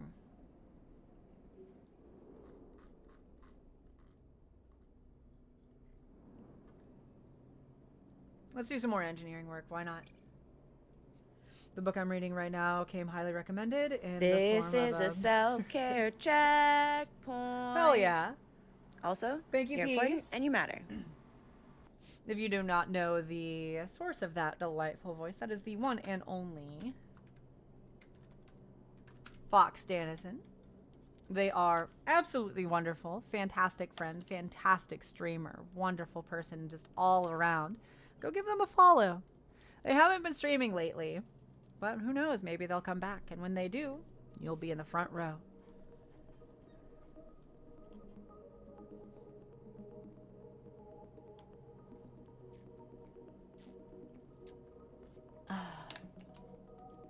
Thank you, Peace. Drink some water. Actually water and not energy drink. I could use a good stretch.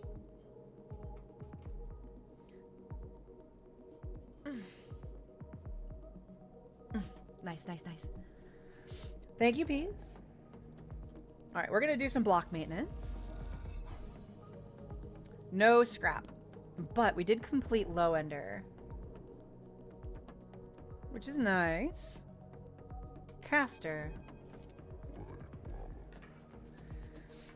You cross between two walls of units, one of the cavernous streets at the center of the low end. The pressurized bridge is full of the clack of Tvala, the shouts of children, the whir of air filters. Yeah, it's a good one. Sleeper. You turn to see a man sitting at a Tvala table alone, somehow untouched by the hustle and bustle of the people around. He gestures to the stool on the opposite side of the table. Sit. All right, we'll sit. I'm getting up to check on my garden, so I might as well. Very fair. You sit at the metal stool and he starts setting up out the board with counters, or at least the filter caps low enders typically use in their place. Caster, he says by way of introduction, looking over his glasses. Night or day? He asks, gesturing at the caps, crudely sprayed white and black. Night. He nods. The black counters are already on your side. Let's begin. You take a plastic die each, pitted and worn, and roll to determine who starts. Caster rolls a 6, you a 4. I lead. He smiles and begins to move his first cap precisely along the board. Play passes back and forth between you, the dice changing hands as the caps spread along the board. As it does, Caster speaks, eyes not leaving the caps. It is unusual to see a sleeper on the eye. That's why I wanted to play you. You take your turn, rolling a 5 and a 6.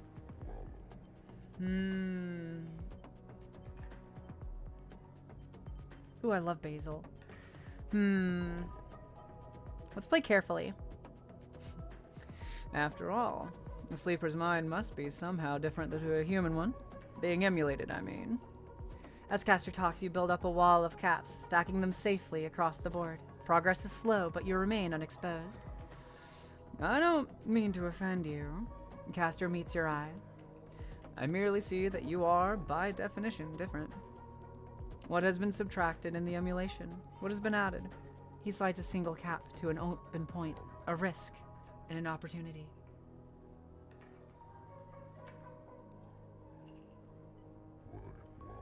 Powerpuff! Oh my god, hero! How are you? I'm doing well. I'm doing quite well. I'm making a return to streaming full time, and so far it's been quite lovely. I've got some big things brewing. We have a bit of an art contest to design a new VTuber avatar for me, so that's going to be exciting. I don't have the command ready just yet, but the long and the short of it is any artists that want to participate are perfectly invited to. We are looking for a humanoid version of Lucy. So what would I look like as a human, so to speak, with flesh and face and skin? We're gonna end up voting as a community, and the winner will, like, the first place will get like about $200, second place will get about 100, and then third place will get a few months of subscription to this channel. And the winning design is gonna end up getting turned into a fully rigged VTuber model. So that's gonna be fun. But how are you, Puff? You doing okay? How's life? I haven't seen you in forever. My delay seems to increase. Just finished work? Good.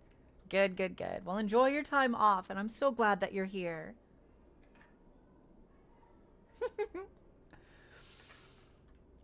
Let's see. He hands you the dice. You ever think about this, Sleeper?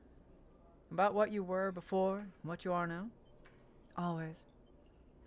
You roll a double one and solidify your wall. Caster whistles. The holding game. Commendable. It can be brave to build from what came before. He rolls the dice and leaps your wall in a single move. But we cannot idle too long, Sleeper. The slower we move, the sooner we are caught. The past you is not just an idea, a concept for you. It is a living, breathing person. He looks up over his glasses, his eyes bright and wide. You split from them like a shadow splitting from its caster. They may be sleeping now, yes, but one day they will awake and carry on with their lives unaware of your fate, no matter what it might be. He hands you the dice, smiling. You are a branch severed from the main trunk, an offshoot who refuses to die, so to speak. You roll again, under pressure now, trying to slip your caps out from under casters before he solidifies control of the game. So what I am curious about is how you see yourself in all this, Caster asks. What does this tangle of truths make you? Free, doomed, or driven? I'm gonna say driven. Caster laughs. That much is obvious, Sleeper. I see it in your eyes. You're eager to make all this count for something. Caster looks away through the glasses to the crowded units on all sides. But driven towards what? He starts removing caps, his home board now full. Is there an end here, or just endurance? You try a few more rolls, attempting to get back in the game, but Caster clears his home board with a sense of the inevitable. He has known he was winning for a while. I feel I may have pushed too far. He slides another cap from the board. I apologize. My curiosity has a habit of getting the better of me. You roll to return a cap to the board, but all the spaces are blocked. Caster clasps his hands apologetically. You play well. Really. Your weakness is not your game. He smiles warmly. We have much to learn from each other. He slides his glasses back up his nose and sits back. I feel we could share knowledge, ideas, perhaps even data. His eyes glint with that last word. To our mutual benefit. He slides his final cap from the board. It is over. He has won. I'll see. Please. I don't want to make you uncomfortable. He holds up his palms. My intention is only to help you endure here. And, if I am able, feed my curiosities. His smug motherfucker. I like him. I actually do like him. The game over, you notice the bustle of the walkway once more. The call of the children, the deliveries, the arguments and reconciliations. They wash over you as you stand and leave, Caster nodding goodbye as you do. Crossing the walkway, you replay the moves of the game in your mind, looking for an opening you are sure was there. I like Caster. So, we can sell him 5 data each. For each side in this conflict. Will be useful if we start hacking more. Which we probably should, to be fair. I don't think we have anything for Fang. We have no Solheim data. Okay. Let's do one more cycle with 3 dice, and then Lucid, this smug motherfucker. Affectionate. Yes, absolutely. You smug son of a bitch. Soup, this smug motherfucker. Derogatory. Absolutely. Alright, we are going to use this. 1 energy. Not the best.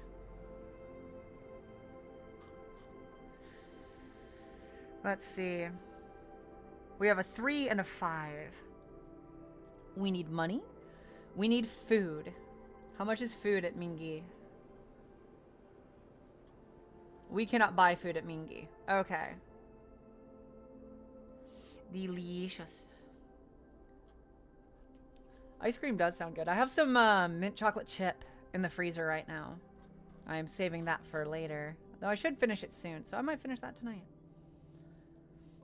Ooh, very nice. Very nice. Let's see. We definitely need food, but this costs 1 unit more than I have. Bye, Jude. Thank you for being here. I appreciate you so much. I hope you have a good rest. Alright, we got 12 cryo. We can buy some food.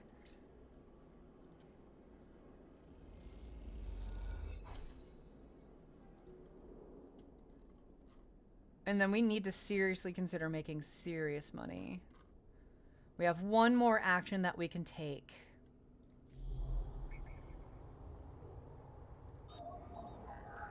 We need a 1 for a Yadigan. A 1 for that key node. Yadigan is always going to be a 1. This Hunter Nest needs a 2. This key node needs a 1. This Hunter Nest needs a 1. Well, now I know what to do if we have a whole bunch of 1s.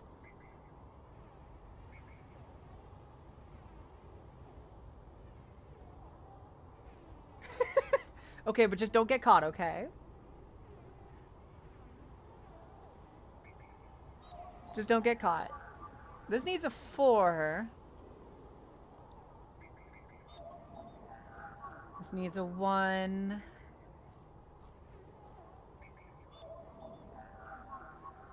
And this needs a key. Okay. So we don't have the ability to do much hacking right now. I could do a little bit of work. Do I have any engineering work that needs to be done? Hold on. What's over here? No, not what I'm looking for. Unit assembly, maybe? We could do bar work. I wouldn't mind some engineering work, though. I think engineering work is going to be the way right now.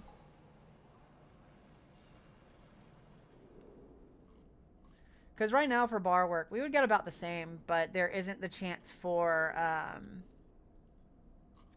spare parts, for scrap. Alright. We're going to do 1 more cycle with just 3. We're going to do 1 more cycle with just 3 dice, and then at the end of this cycle, I'm going to take that dose. So, okay. Actually, I think right now I'm going to take that dose. No. Yes? Yes.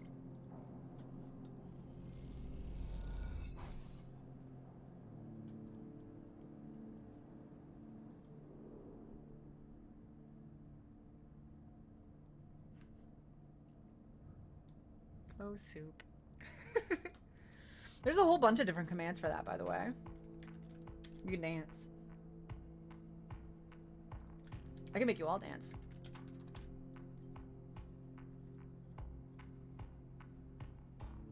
Or hold on, is it mass dance?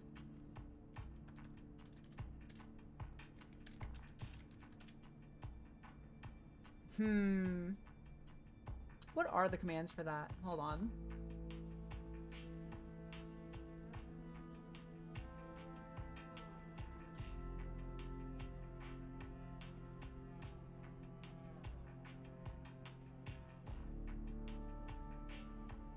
You know what I could do, though? Just drop a bunch of bombs. Because why not, right?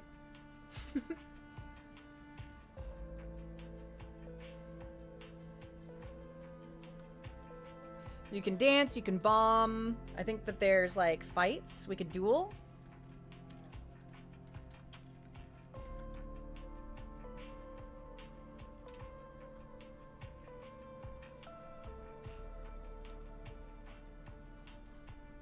All right, let's see. Grab his dick and twist it! Oh my god, dude, this is an MMA fight, dude. It's You too much. twist that dick! Twist his dick! Twist his dick! That's so terrible. Oh my god. Oh, dick twist! Especially considering neither one of us is a man.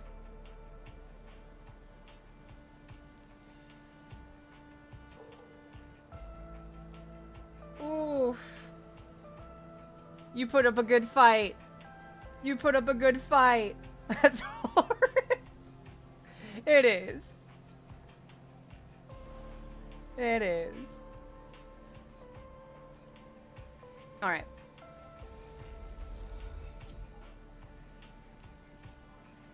Well, we're getting cryo at the very least.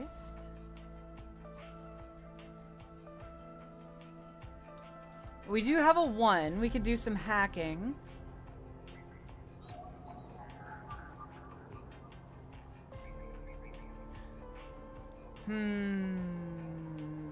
Who do we hack? I do have a large need for Yadigan data. So let's get some Yadigan data. No. The upgrade that I took was for self-repair.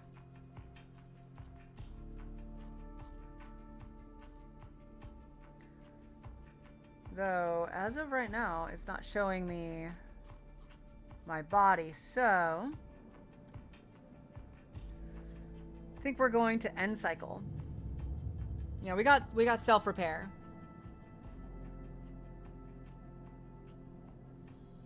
And we are now starving. Okay.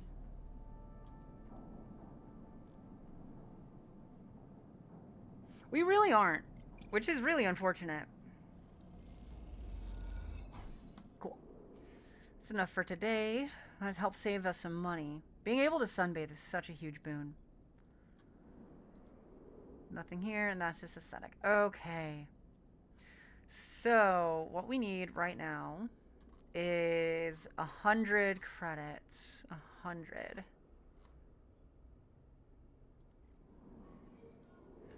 We have 2 1s, a 2, and a 3. Not great rolls. Not great rolls. So, what do we do? Because we're definitely going to need some money for a dose. We're also going to need money for travel. So let's make some money. Let's make some money, or at least try to. I guess we're going to go work on unit assembly, huh? It's technically safe work, so I'm not too worried about low rolls. I'm going to save this one for another Yadigan agent. Each shift, a crowd of would-be workers gathers outside the shipyard, each of them clinging to a 4-digit number printed on receipt paper. These are their assignment numbers, and you are either called for a shift or you aren't. As you arrive, the crowd is restless and chatter rumbles through the lines. For those who, like you, have graduated to the work teams, shifts are guaranteed. Having just walked out of a meeting with a supervisor where you were praised for your efforts, you feel the glow of a job well done. You can't help but feel empathy for those huddled as you pass, waiting for their number to come up. You keep your head down as you leave the shipyard, feeling a little guilty as you do. Hey, sleeper, wait up. Lem's voice trembles as he shouts above the rumble of the crowd. And you turn to see him pushing through, Mina crying in his arms. Lem! Good to see you, friend. He's breathing hard after shouldering through the waiting workers. You made the work team. Good for you. He tries to catch his breath, stroking Mina's hair as he does. Shh, baby, give me just a second here. He smiles weakly at you as he comforts her, and her cries start to fade. Out of the crowd, he sets Mina down by his side, shiny streaks down both of her cheeks. As he does, you see he is clutching an assignment number on a crumpled piece of paper. Is Mina okay? She's good. We just had to rush up here. He puts his hand on her shoulder, and she clings to his side. Esther, who usually takes her, is sick. He stretches. I don't know. A noise sounds from the entrance, a klaxon, followed by a list of numbers growing brightly on a display screen. The crowd responds instantly, pushing and pulling as people try to wade to the entry checkpoint. Lem stops and turns back towards the crowd, then glances down at his crumpled paper. That's my number. Shit. Mina. He starts patting the pockets on his gear and glancing around. Go. I'll watch her. He blinks a little, staring. Thank you, I'll... He crouches to Mina. You are going to stay with our friend here, okay? They are going to keep you safe, and... He stands back up.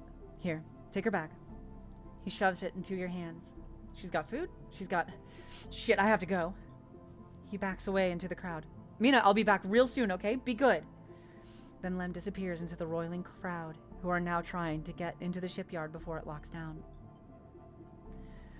Mina stands, staring, suddenly small without Lem at her side. She fixes you with a dark-eyed look you can't quite read. Hey, Mina. She holds the stare, unmoving. The two parallel tear tracks still glint on her cheeks. Do we look into the bag? I think we look in the bag. You unlatch the top of the bag and see a few metal containers, fashioned from scrap components. A battered slate sits on top, blinking at a low battery warning, and tucked beside is a ragged rabbit, hand-sewn. We're gonna take the rabbit. You pull the rabbit out of the bag, its long limbs waggling as you do. Mina goes to jump and grab it, but holds herself back. She stands and hugs herself, eyes on the rabbit. What's their name? Mina turns away and looks at the entrance to the shipyard. This isn't going well. We're gonna give her the rabbit. You hold the rabbit out, and Mina snatches it from your hand. She hugs it tightly without looking away from you. Bun, Bun, she says, staring you down, ferocious despite her size. Hi, Bun Bun. You move a little closer as you speak, closing the gap. He doesn't speak, she says. She looks at you suspiciously, but her face softens a little. She waggles Bun Bun in front of you and then walks him up your arm and onto your shoulder, where he sits. She pokes your arm a couple of times. Are you really a robot? Not really. She thinks. Me too. Mina has more questions. Lots of questions. Questions about how you breathe or if you rest. But before long, you're talking about rabbits and what Esther, the lady who usually takes her, smells like, and whether or not fairies live in the eye's heating pipes. You pass the time like this, sitting side by side on the floor of the walkway as others pass by. Sometimes talking, sometimes drawing on the slate, sometimes playing with Bun Bun, the rabbit. And this is how Lem finds you, just as both of you are starting to yawn. He is dirty and tired, but Mina leaps up his legs and into his arms as he stumbles backwards. You two get on okay? He asks, trying to keep Mina from climbing onto his shoulders. We managed. Mina glances carefully at you, hiding a smile that is slowly growing. Well. Looks like a meanie can be nice. He pokes her in the ribs, and she squeals in delight. Thank you, friend. I mean it. He gives you a warm, wide smile. I owe you. Look, he glances around. It seems like Esther, the lady who usually watches her, is going to be out for a spell. If you ever have some time, I'd really appreciate you coming down to our place in the low end. He grins sheepishly. If you have time. But now, I have to take this one to eat. He plays at biting Mina, and she giggles in response. See you, sleeper. He waves, and they stumble off down the corridor, drawing gazes from passing spacers as Mina's laughter echoes down the corridor in bright squeals. They are fucking adorable. Oh my god, they're so cute. I will kill for them. So let's see. I think we might have to work with Fang here. That or I could completely ignore him. Because while I am technically a tracker, they've been canceling, like they've already canceled the bounty, so they might send someone stronger. That is our second time this playthrough meeting them. I have done a playthrough where I got their ending. I love them. I love them so much. Let's see.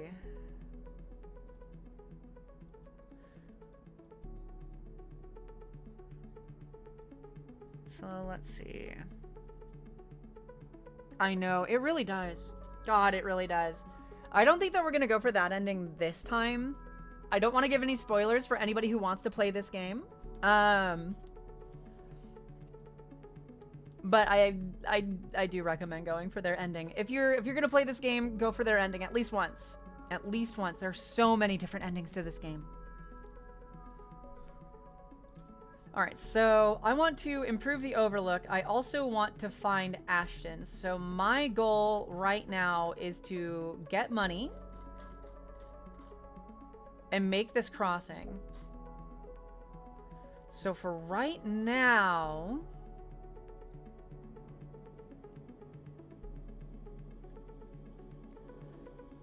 if I'm remembering correctly, I don't think that they can pay me for babysitting.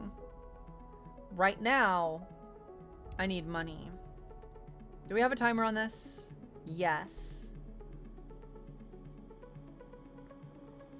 Unless Lem gets time in the shipyard, he won't qualify for the side reel crew lottery. Watching Mina gives him that chance. Sometimes feeds you. That's not bad, but right now we desperately need money. So I'm gonna do a little bit of work. This is dangerous work. As an engineer, though, we got scrap. And that went really well. So I think I'm going to use this one.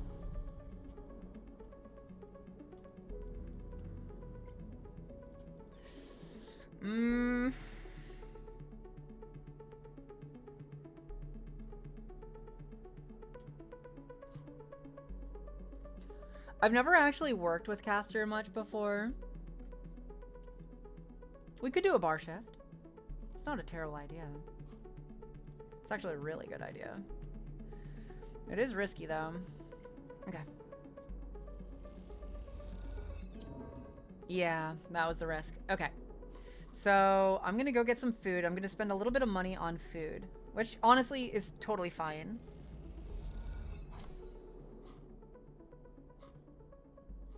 And then we're gonna go to sleep. We're gonna end the cycle here, and then let's see. We could technically sunbathe, but I think right now we're okay. I do need money. I'm gonna work one shift at the bar. How late are you going today? Probably about an hour, hour and a half. We got some extra energy for doing that, which is fantastic. I'm gonna put a 4 in here. That makes it a 5. That pushes us over on that. So I'm going to buy passage. Awesome. So right now it is 8:30 p.m. my time. I think you and I are in the same time zone. For those of you who don't know, I'm in the Eastern time zone.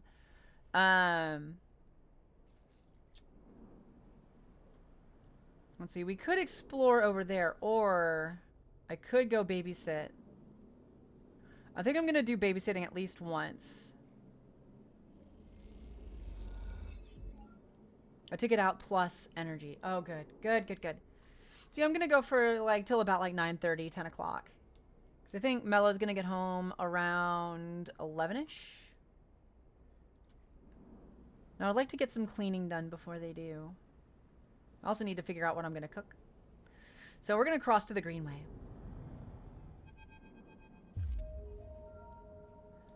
As you step into the passageway, someone barrels into you from behind, sending you stumbling down the corridor. You turn to see an unfamiliar spacer, laden with heavy gear. She steadies herself, staring you down as if daring you to respond. Sorry.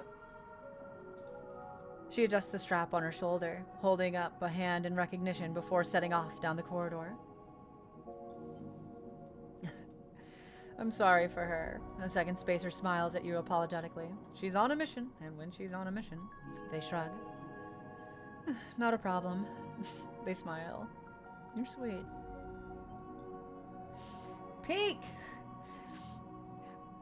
Is it Ish? Eshe? I have not done the DLC before. At some point, I would love to. I don't know if we're going to get to it this playthrough. We will try. We'll try. I think it's Eshe. I think it is Eshe. Eshe stands further down the corridor, glowering at her friend. She chops at the air, pointing down the corridor to whatever end she is rushing to. Peek raises their eyebrows at you. Eshe, please. Do you want everyone on the station to hate us? Eshe hardens. They want to hate us. They can hate us. She drops her hip. I'm not exactly seeing much love as it is. We're lucky we got through before they set up that damn cordon. Cordon? Peek gestures in your direction. See? They don't even know what you're talking about. The station isn't Hawthorne. Not everyone has to follow some corporate protocol. Eshe sighs. I'm not saying that they are part of the administration. She jerks her head in your direction. But I am saying that we need to get these supplies to the Briar before someone starts asking questions. Can I help? Peek smiles slyly. See, Eshe? Help. Isn't that exactly what we need right now? Peek. Eshe rolls her eyes. Peek ignores her. We are with the refugees, the ones Havenage have cordoned off from entering the station. Eshe interrupts. The ones that are being quarantined in makeshift vessels that barely made it to the Eye to begin with. The ones that your station administrators have called an existential risk and are running out of supplies while their right to safety is being debated by people with no stake in their future. She quickly looks away, annoyed at her own outburst. Peek sighs. She's right. People are trapped out there, and they turn to Eshe. We understand that this is a big problem for the Eye. Hundreds of refugees and more ships turning up each cycle. They hold up a hand to stop Eshe interrupting. But Eshe turns away, her burning anger a palpable force in the close quarters of the corridor. They need supplies. And after everything they've been through, the quarantine isn't helping. Peek finishes. That's difficult. Peek forces a smile. Peek, please. Eshe gathers herself into the supplies. Eshe, we need help. Just like the refugees needed us. We need others too. They smile at her. Peek turns to you. Come find us. The climbing briar is docked at the broken spoke, past the greenway and the wastes. We have a good view of the cordon, though we are keeping our distance for now. Come help us. They squeeze your hand. Eshe turns to leave and Peek follows, waving goodbye. A moment later, Eshe shouts back down the corridor. Don't bother coming empty-handed. You want to help? Show us. Bring supplies or don't come at all. And with that, they disappear around the corner. Eshe already picking up speed as Peek calls for her to slow down. A refugee flotilla? Where are they coming from? And why now? Each time you think you understand this place, something changes. Alright, so we are now in the Greenway. And it is big. It is quite large. And there's their ship. Alright, so I do need to go to the bathroom. So how about we take a quick break? Quick little intermission. Let's see, I'm going to put on some tunes for you all because there doesn't seem to be any background music right now. Hello?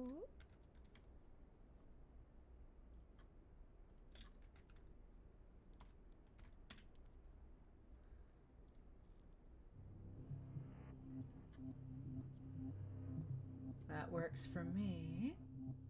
All right. We're gonna have a battle royale, A brawl is surely brewing. and I'll be right back.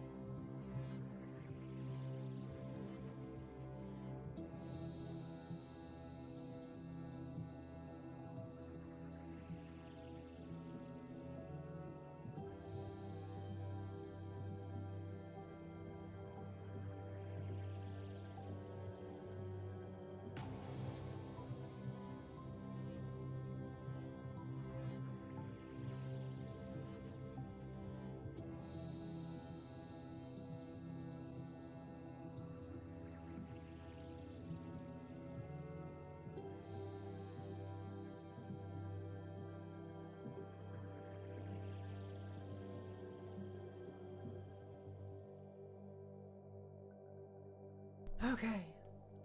I am returned. There we go. And there we out. Okay. Let's see. The Greenway. So we do need to explore the Greenway. We don't know what exactly is out here, other than the Haifa commune and the wild margins. We don't have the interface skill to look for signals. And that is risky right now. So we're not going to be doing that right now. Also, welcome back, everybody. Founder's Ferry is here. We do not need to go back to the rim right now. So let's do a little bit of exploring. At least one bit of exploring. We got a 50-50 chance to map the pathways. Damn. Okay. Well, we'll do more tomorrow. I think for right now... For right now, we have a 1. We need Yadigan data for here. We need 3 Yadigan data. Yadigan data. Yadigan data. That's a fun thing to say. Yadigan data. We could get the extra Yadigan data for Sabine and see that through. Or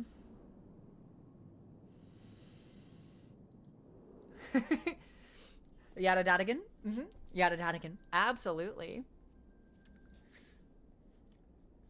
Yadigan Dadigan. Let's see. Could technically do a shift at the bar, or alternatively, well, we don't really need to sunbathe. What do we do? We have 3 more cycles until Ethan's vendetta comes to fruition. Do not need to fabricate anything.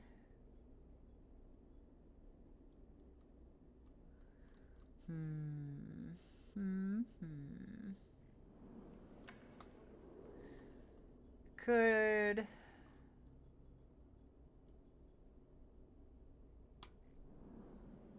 Could always babysit.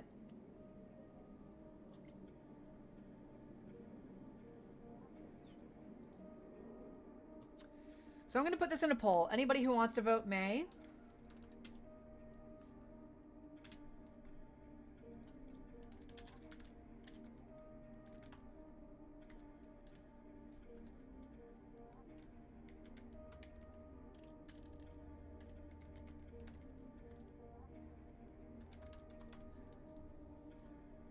Gonna last for 1 minute. Do we go for the Yadigadadigan, or do we do some babysitting? How was my day before now? Honestly, it's been pretty good. It's been pretty good. I had a very lovely conversation with my mom, with Mama Lucid. Lucid Mom, if you will. She says hello to everybody. She's been seeing that I've been going live again and has told me that she's not going to be coming back to my streams. I'm like, you should though. You're missed. You're welcome. But we'll see. We'll see. We'll see if I can twist her arm, Annie, to see if she can make an appearance here sometime. That would be lovely. It's been pretty easy going. It's been nice. Been a very positive day, in all honesty. Kind of relaxed, kind of chill. Been having a fantastic stream. It's always lovely to hang out with all of you. All right. Looks like we're babysitting. It's a good option. It's a very good option. It's a very relaxed day. Not a whole lot worry on my mind. Okay, so we are 3 out of 6 cycles on that one. So doing a little bit of babysitting every day is not a bad thing. How long on this one? Okay. We're good there. We don't really have a whole lot of money. We do have a scrap. We could technically sell that scrap, or I can hang on to it to repair myself. And I think that map might end up being what I do. So let's go ahead and end the cycle. But yeah, no real complaints from me about today. Today's been quite lovely. The weather is kind of unseasonably cold. We're gonna use the sun. I think I'm gonna use this 3. And sunbathe, because that saves us some money, but it does take an action. Today, I think that we are going to go and explore. Happy January, part 6. No, for real. Like, we've already had fall, spring, the spring of our discontent. And then fall, spring to allergy boogaloo. And then, where are we now? It's supposed to be like the beginning of summer. Like, we just had Beltane. Why aren't things warm? Anyway. It's been a time. It has been a time. The simplest way to explore the Greenway is to simply pick a path and set off in its twisting chambers and passages. This carries obvious risks. Alright, so I can use the 4 here. It's dangerous, but I think we can do it. Hell yeah. And we got some energy out of that. That's beautiful. I'm going to do a 6 here as well. Excellent. A new drive discovered. Hello. We have the Flotilla Aid. Find Ashton. Build a home. Help Lem work. Grow mushrooms. Clear the aviary. The aviary would be a perfect place to grow mushrooms with some work, that is. Good to know. I think that might be here. Hold on.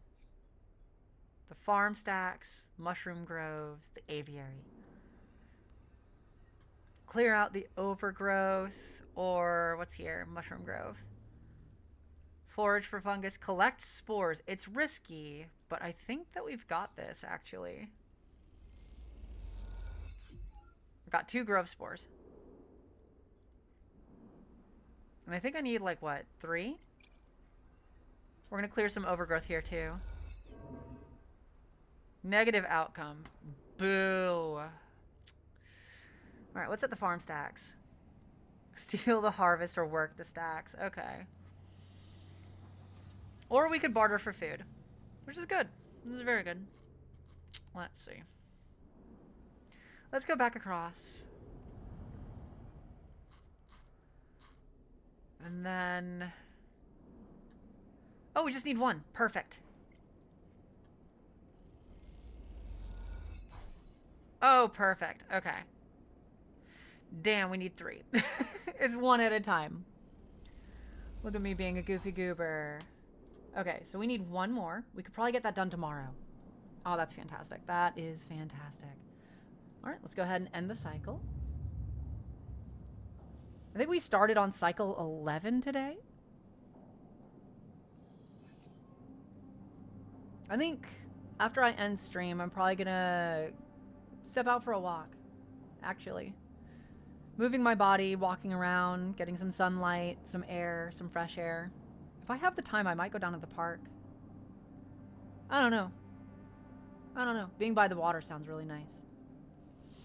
Alright, so we are now flickering. Not the best. We can do some repair. How much is that going to repair us? 1. Good to know. Okay. So we have 4 actions that we can take. We need 1 more spore.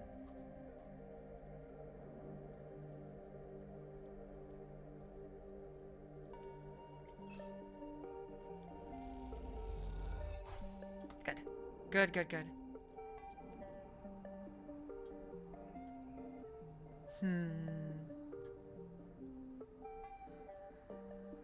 We can clear the overgrowth. Do we want to? That's a big question right now. Because alternatively, We can try to look for tracks. I might do that once or twice. See what happens. First time was good. How about the second? Good, good, good, good. Okay, we're halfway there. We desperately need money. So let's go talk to, what's her name? Tala. Can't believe I forgot her name. Bring her the spores. Tala has locked herself away in the back room while she focuses on the distilling. She won't let anyone in or out. Okay. So while she does that, I'm gonna do some work. So we need money. We need money.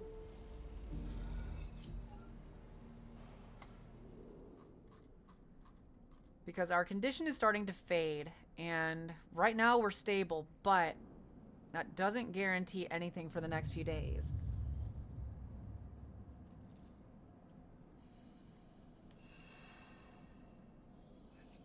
Okay.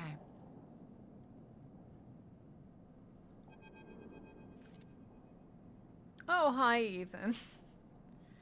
You miss me? Ethan smiles a ragged smile at you.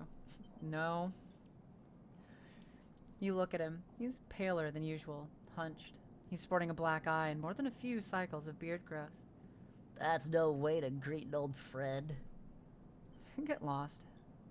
Ethan's face drops, along with all pretense of friendliness. I think you want to hear this, Sleeper. I think.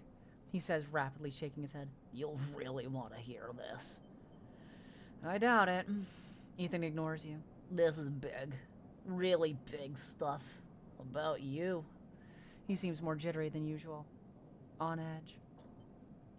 You remember how S&ARP canceled the contract on you? The contract that I was gonna collect. Seriously, Ethan? Well, I'm guessing you were pretty happy about that shit. Overjoyed. Me? I lost everything. Let's not worry about that. He smiles sarcastically. So what did you think? That was it? I was just glad to be done with you. Ooh, good jump.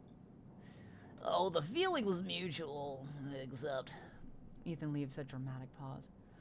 What if old S&ARP gave the bounty to someone else? Someone who's even more of a shithead than yours truly. He smiles darkly.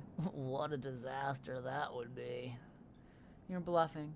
Sure, you could think that, but then you'll wake up, or not, with a bullet in your head one of these cycles. And if you could think, which you won't be able to because of the bullet, you'd be thinking, oh, I wish I listened to Ethan. He grins. Ethan fishes around in his pocket for a slip of paper. I've been speaking to some friends, you see, some colleagues about what went down, and it turns out S&ARP canceled all their bounty pet contracts. The whole lot. It seems they brought someone in-house. Some guy who did so well on their last contract that they got offered a job. He leans in. Apparently, he made a hit on this ship called the Winter Wonderland or something. It was smuggling sleepers out from under S&ARP's big corporate nose. He killed the crew and blew the ship. Ethan whistles. They call him Henwick or Maywick or something. He gives up looking for the paper. I forget. Why are you telling me this? Because I'm your friend. Ethan says, looking you in the eye. And friends help each other out. Ethan runs his hands through his greasy hair. Given this new information I've brought to light, it seems like you are in need of protection. This fucking slime ball, this pallid worm of a man, this little wriggling skitterling. What a miserable person. No, for real. Wait for the pitch. I, meanwhile, am in need of assistance in kind. It turns out I upset some people at the compressor last time we were there. The owners. They say they'll space me unless I work off the net. It seems that they are that kind of businessmen. He grimaces. I would pay them, but He shrugs and turns his jacket pockets inside out in a mime of poverty. He looks pitiful, even more so for his clownish acting. Then work it off. you should be glad The anger rising in him now. that I came here and told you this. You think anyone is out looking out for you? You're a contract, a name on a list. He kicks the wall. Ethan rubs his temples. I'm sorry. He hisses. I'm sorry for being a shit and trying to kill you and whacking that thick skull of yours. He sighs. You think I want to go against this guy? But us? He jabs a finger between the two of you. We don't have a choice. So, you keep me from getting killed and I'll do the same for you. We can help each other. A straight 50-50 deal. He looks at you. I'm not asking for a favor. I'll think about it. Ethan nods. I'm at the compressor. Every cycle. Working. Just He pauses. think about Malik. Think about that cold-eyed SNARP shitting on his way here from the core systems. He smiles. That should give you the motivation you need. Ethan swaggers off down the corridor, throwing his jacket over his shoulder. Can't wait to be working with you. He shouts. Oh, well. Ain't he fucking delightful?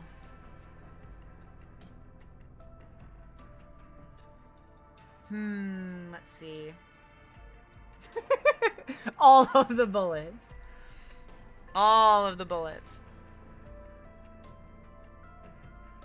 Okay.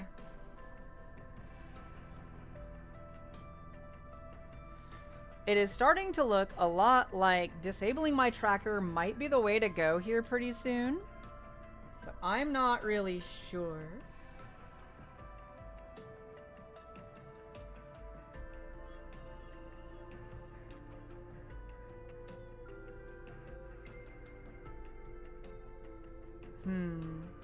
What do you think? Because right now...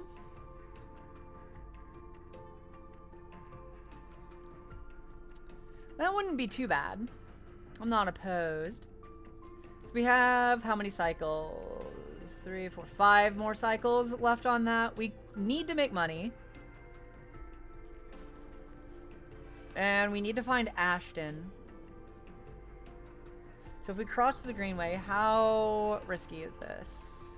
So we need to search the wild margins. It's an intuit roll. It's a 50-50 shot.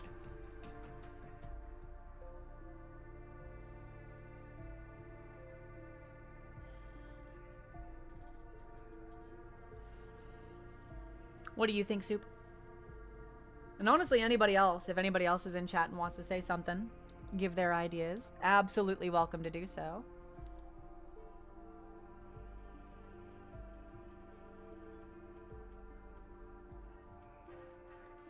Disabling the tracker solves the problem instantly.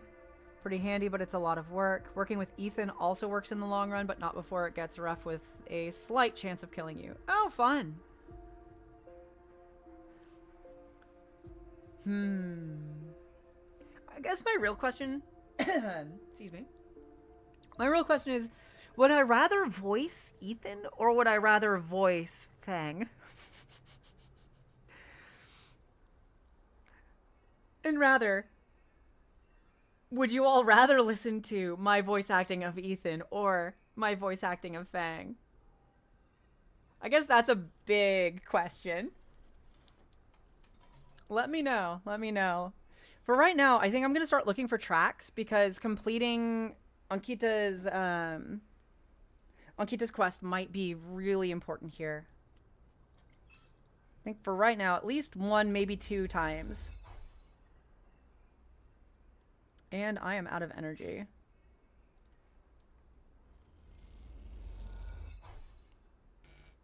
That is condition damage. Okay. Well, it looks like we're gonna need to buy some food. We have enough for some food from Emphis. If I can get some Girol? Girolia? I'm never really sure how to pronounce that. Let's get some energy and then try again, I think.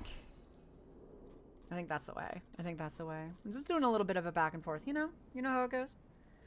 Because now that we have this open, it's just open. So, I think what I'm going to do... What's up with the Haifa Commune?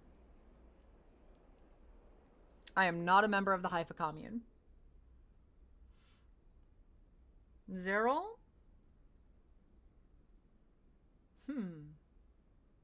You might be right. I'm not sure.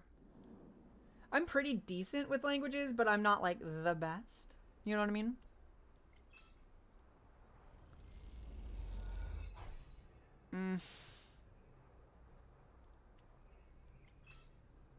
It's a 50-50 shot. Do we take this 50-50?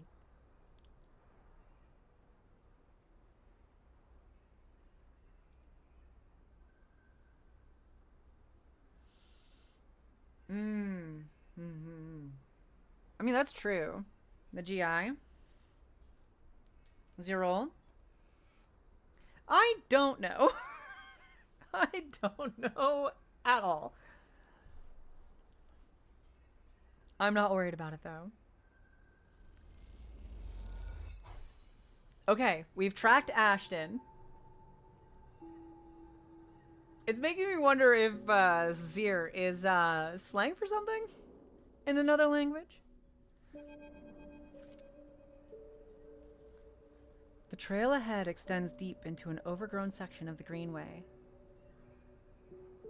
At this far end of the ring, where the long, lazy curve of the Greenway becomes the shattered landscape of the wastes, things are oddly quiet. Ahead stands a vast farm stack, broken from its axis by rust or force, and laying amongst the overgrown landscape like an ancient temple. It is stained with moss and algae, flows of green running out from its broken tanks like a frozen, brackish tide. This is where Ashton is hiding. You are pretty sure. All of your intuition points to the shadows beneath this collapsed superstructure. You roll the comm headset Ankita gave you in your palm. I'm gonna call her. You slip the headset into your ear and it fizzes with static. After a few moments you hear Ankita. Sleeper, have you located the target? A doubt enters your mind. Can you be sure he is here? Yes. Come now. Copy. Hold tight until I get there. The static cuts out, the channel dead. You hold your position and watch the trail. Ahead, the stars wheel with the motion of the eye, and your mind wanders. You try to imagine what this place looked like before the collapse. All ordered rows of crops, corporate pleasure gardens, glowing farm stacks. Now it is a wilderness, a strange, overgrown biosphere bordered by the void of space. You smile despite everything. It seems like an improvement. Sleeper. Ankita's hiss brings you back out of your reverie. He in the collapse stack? I think so. She gives you a look. You better be right. Well, there's no way I'm following that trail. If he's up there, he'll have eyes on that for sure. He glances across the landscape. Let's keep to the undergrowth. Work our way around. She heads off towards the central spine of the Greenway, with you following close behind. It is slow going there, where the overgrowth meets the metal wall, but it is so concealed that you can barely see the glass roof high above. Ankita somehow seems to know where to go. Ankita works her way through the dense undergrowth, pushing aside branches and fronds. It is exhausting, and you desperately want to rest, but Ankita shows no signs of letting up. Up ahead, there is a faint glow from the collapsed stack. Ankita leads you around the side to a broken tank. You both step through the opening, trying to avoid the broken glass that sits among the moss and algae. You work your way up the slanted tank. Ankita setting a deliberate pace. Somewhere, water drips, and you swear you can hear birdsong. Hanging plants catch the light, coating the place in a pale and sickly green. Ankita reaches the edge of the tank where it meets the central drum and holds up a hand for you to stop. You inch forward and look over the ledge.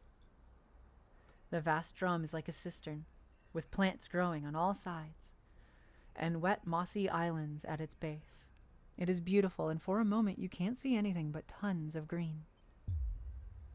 Then you see the sleeper. In a faint circle of light descending down through the drum, the sleeper lies slumped at an odd angle.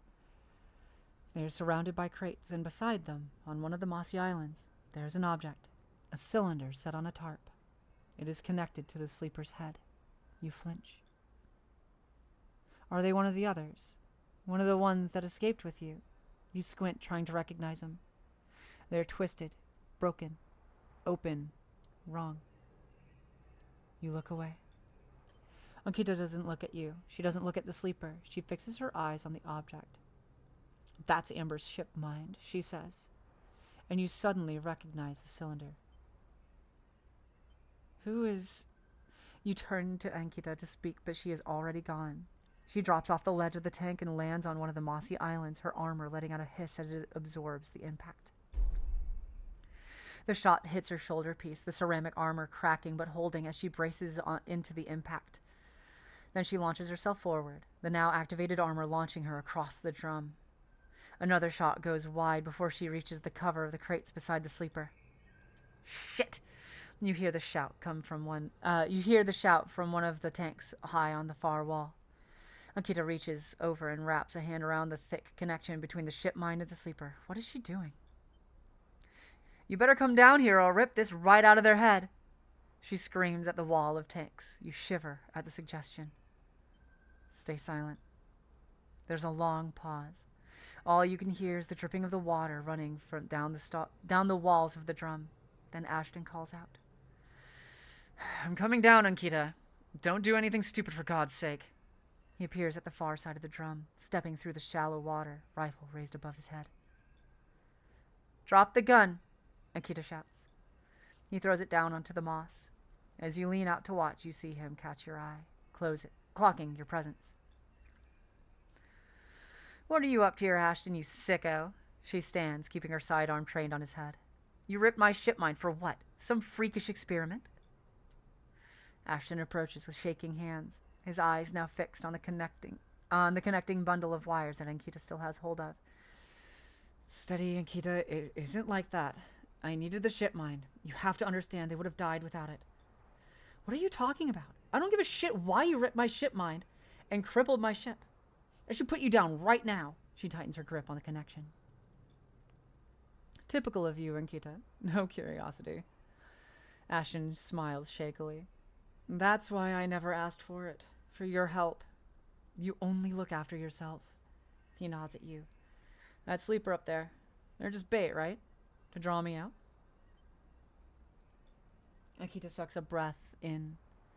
Are you trying to give me more reasons to shoot you? I love them, Ankita. Ashton looks at the crumpled sleeper. I loved them and they were going to die. I knew you would never understand that.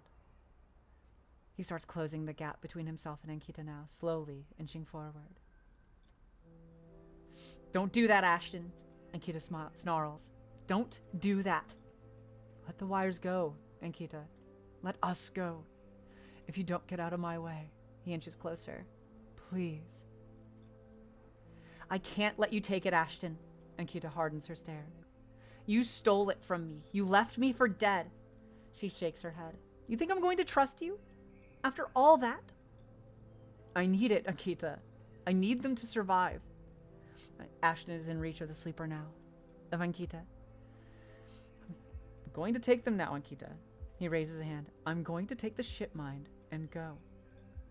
Ankita loosens her grip on the connection a little. Her hand is shaking now. Stop, Ashton. She lowers the gun a little. Stop. Seeing her drop her guard, he makes his move. A blur of movement, a struggle, a shot, another. You recoil back behind the edge as they ricochet around the inside of the drum, the sound deafening you. When you crawl back to the edge, Ashton is bleeding into the water, the red and the green. Ankita is standing at the center of the drum, the severed connection in her hand. The water drips endlessly, drip after drip after drip. You force yourself to look at the broken sleeper. There is no sign of life, of humanity. They're just another broken object among other broken objects, while all around living things grow and thrive. And Kitty finally looks back at you, tears in her eyes. She begins to say something that might be sorry, but you are already gone. Well, fuck. That's not great.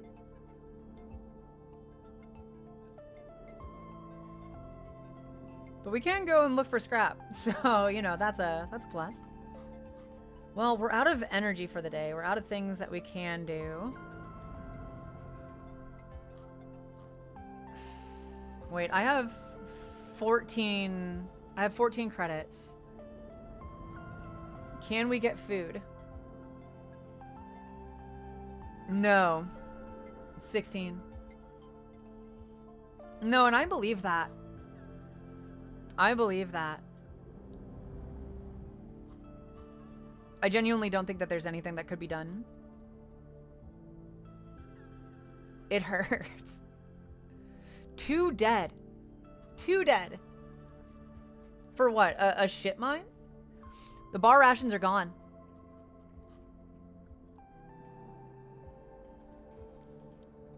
The bar rations are gone. We accidentally squished them.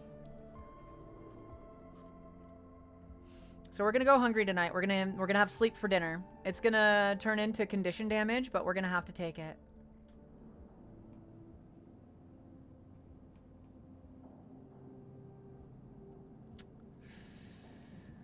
Maywick's gonna be here in about 2 weeks of cycles. Yeah, beans. Chickpeas.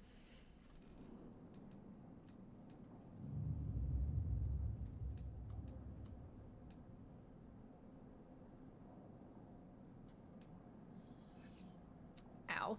Okay. So right now we're gonna use 1.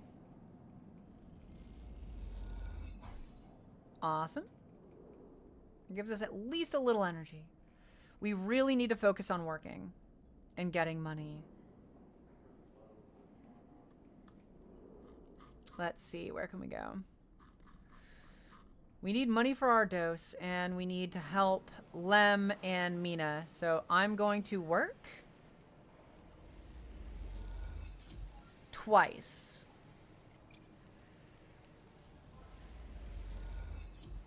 Excellent. And then we're gonna go and babysit for a little bit. And if we can get some energy from this, that's awesome. Beautiful.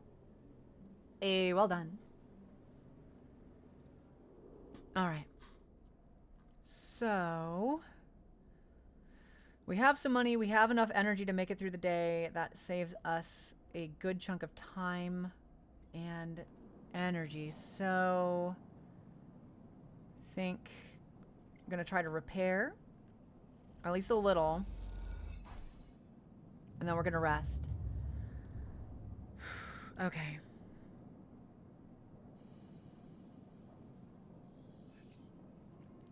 We do be hungry. I'm gonna use this 1. And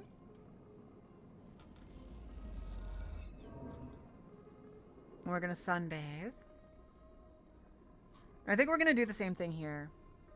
We're just gonna be in a looping cycle of working and helping them.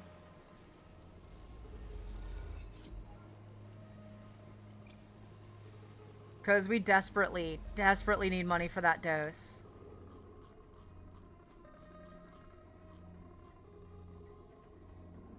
So we're gonna lock in.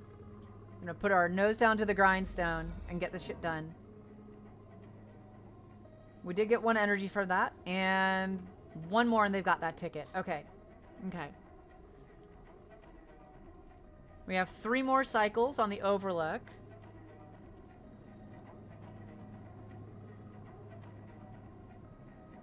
So that's about 3 weeks.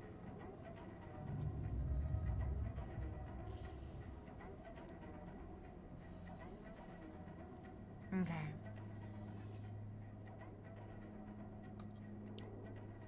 So same deal here.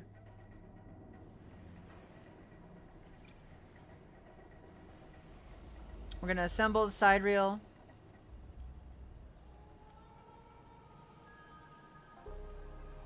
One more. Excellent.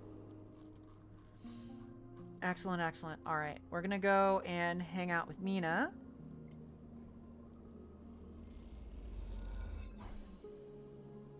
Perfect.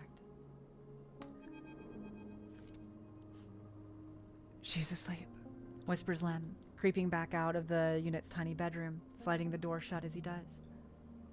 You're perched at a thin bar in the main room, the slate in front of you still glowing with Mina and your drawings from the cycles spent together. There's a ring, the only world Mina has ever known, with stick figures standing along its edge. The tall one is you. Drink? Asks Lem, producing a worn-looking bottle of Zerol out from under the bar, its contents glowing amber in the fluorescent light. Sure. Lem nods and glugs a few fingers into a couple of metal tumblers, then sits down with you at the bar. Cheers, he offers, and clinks the metal containers together. You know, we actually have something to celebrate this time around. Lem gives you a sideways look. I made the assembly team on the side reel. He grins broadly. Clearly, he's been desperate to tell you all cycle. Knew it. Lem holds up his drink. You did get there first, friend. I'll give you that. He looks away. Seriously, though, couldn't have done it without you keeping an eye on little Meanie back there. Lem shifts a little on his stool. He looks uncomfortable. How's our girl doing, Sleeper? I haven't seen much of her these past cycles. She misses her father. Lem looks away. Yeah. He says to no one in particular. The silence stretches out as Lem takes a drink, his eyes fixed on the bedroom door. You okay? He nods. Can't take all the credit for Mina. She isn't actually mine. He gazes into the middle distance. I pulled her off a refugee shuttle out hold on. I pulled her off of a refugee shuttle out by one of Ember's moons. The colony was falling apart for decades after Solheim collapsed, surviving on next to nothing. Eventually, some of the residents tried to make for the eye on these decrepit old shuttles. He sloshes the drink around in his tumbler. They had no idea what they were doing. The one Mina on was decompressed halfway here. Everyone spaced.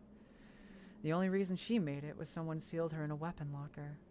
She was ice cold when I reached her. Purple lips. He shivers. Once I picked her up, I wouldn't let go. The medics treated her with me still clinging to her. He takes a drink. Still not sure why. He reaches over and refills his cup. We weren't exactly anybody's heroes, you understand. We were private military, hired in by Conway to protect their claims in the collapse, but once I got Mina, that was it. I quit. Got us dumped here. You saved her. I'm gonna sound like an idiot now, but she saved me, and that's the truth of it. He looks around the decaying unit, its stained plastic plating and flickering lights. Me? I brought her to this. She was tiny. Too small to know what she lost. But I can't stop thinking about it. He rubs his eyes, dark with tiredness. What if our number doesn't come up in the draw, Sleeper? What then? The side reel will sail off without a thought, leaving us here. What kind of life is that for her? You'll make it. Sorry, I know you don't have it any better. He looks at his cup and pushes it away down the bar. This is a celebration, right? Both of us on the team now. Both of us in with a chance. Exactly. Together. That's right. We hold on together. Imagine if all three of us riding the sidereal horizon out of here to a new world. He looks into his glass for a moment. I think I drank too fast. He laughs. Lem stands and starts to clear the glasses into the auto wash. I need some sleep, friend. Me too. All right, then. He catches your shoulder as you turn to leave. Thank you, Sleeper. I mean it, from both of us. He pats your shoulder and you slip out into the dark end of the walkway, with thoughts of little Mina on your mind.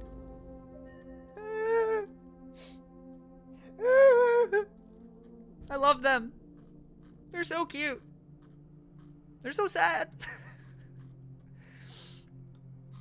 They're so good for each other. They are so good for each other. Okay, I'm not gonna cry on stream. I'm not gonna cry on stream. I might cry on stream. Just so you know, I might cry on stream. And just saying that now, I'm not. Alright, so we still have a 2. What can we do? We have enough energy to make it through the night. We could technically sunbathe. We could work. Let's work.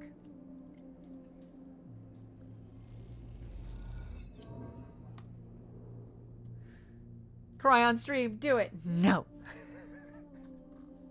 Not today. We do have enough money to get some stabilizer, and that's going to be fantastic for us. Excellent. Okay.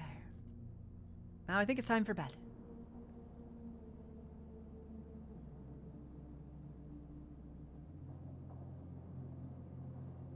Complete active scenes. Hello? What do we got going on? I hear being stable is all the rage these days. Couldn't be me. Let's see.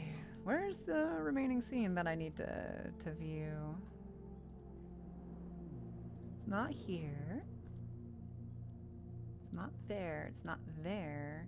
It's not there or there. It'll be a diamond. So maybe it's this way.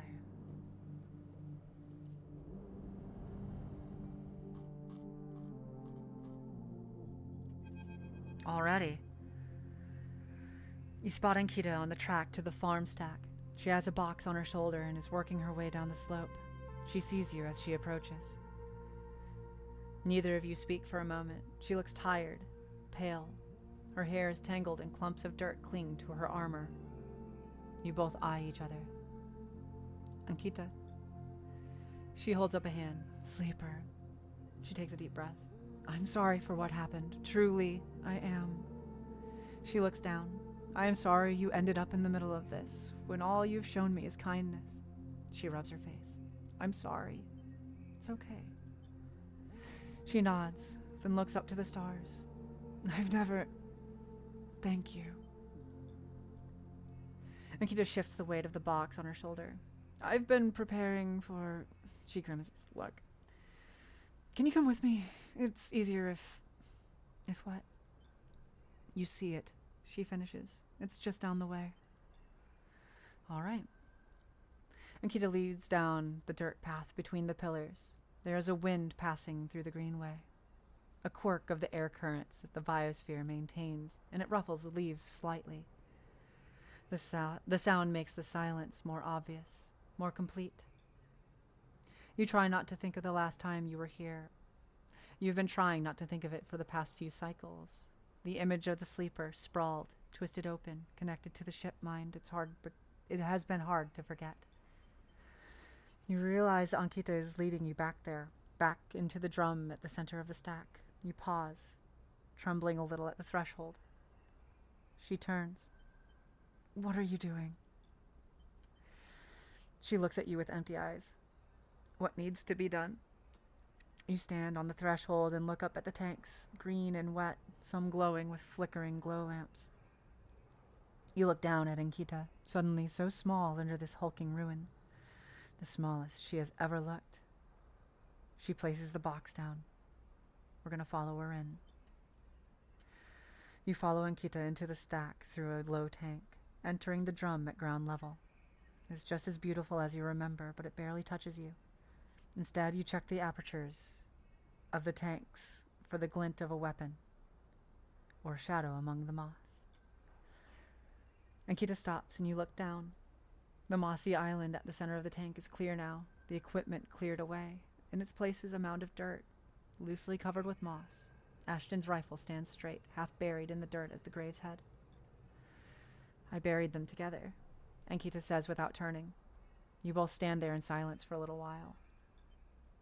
You think of questions you could ask about Ashton, about the sleeper.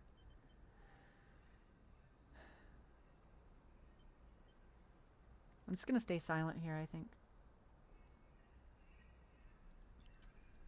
You realize that those questions don't matter anymore. The water drips, the moss trembles. You both stand in silence for a while longer. You both feel it. Life creeping back in. The silence ending. Ankita shifts her weight and then starts to walk out. You follow her, suddenly eager to be back in the open space of the Greenway, to be away from this place forever. You stand outside and breathe the fresh air. You stare at the green leaves and the stars wheeling above them. That's it, says Ankita from somewhere behind you. You try to think of something to say but can't. Ankita puts a hand on your shoulder. You turn back to her. At least take this. She forces a handful of cryochits into your hands. It's what I owe. She looks at you desperately. You look down at the metal bars. Ugly little things, you think. I'm going to take them. Because we need them. You take the chits and turn without saying a word. You continue up this track, and she does not follow. As you walk up the rise, the wind picks up and the leaves shudder. You walk faster, trying to outpace your anger. The chits are heavy in your pockets, and you hate them for reminding you of how little a life is worth. The bad end. Find an old crewmate on the edge of the rim. I'm not gonna cry. I'm not gonna cry. I'm not gonna cry. This game hurts. It's a beautiful game because it makes you feel things, but oh my god, it hurts. All right. I think now we're gonna end the cycle.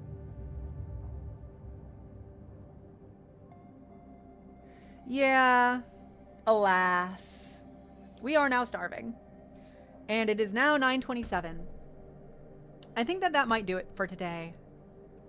I'm not going to be playing this tomorrow. I'm going to be streaming for the next 2 days. I think we're going to shift gears into something a little bit more action-packed for tomorrow. I'm thinking maybe continuing some Silksong? Question mark? It's been a while since I've touched it, and I'm looking forward to getting back to it. So we are going to quit the game. Quit to menu. Yes. Yes, yes. Oh god, this game, it hits. It hits so hard. It hits so hard. But for now, we're gonna find someone to raid out to. Of course. I really do love this game. It hits so hard, and it's beautifully made. It is so beautifully written. There is so much here. It's such a good game. It is such a good game. Who do I stream to? I have a few ideas.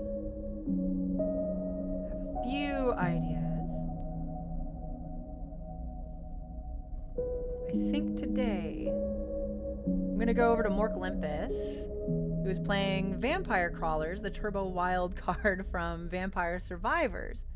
Interesting, interesting. I've never heard of it before, but he's a good dude. He's a great guy.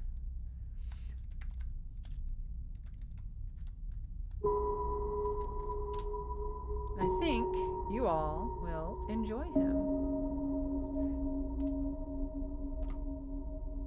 If you are subscribed and joining the raid, Lucid Thinks You're Charming is the raid spam for you. If you're not subscribed and joining the raid, Lucid Raid is the one.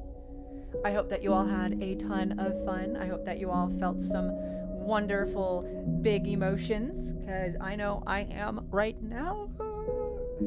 Oh, God, this game is so good. This game is so good. If you haven't played it before and you're watching this right now, you should definitely go buy it. It just celebrated an anniversary, and it is well deserved of your time and your money.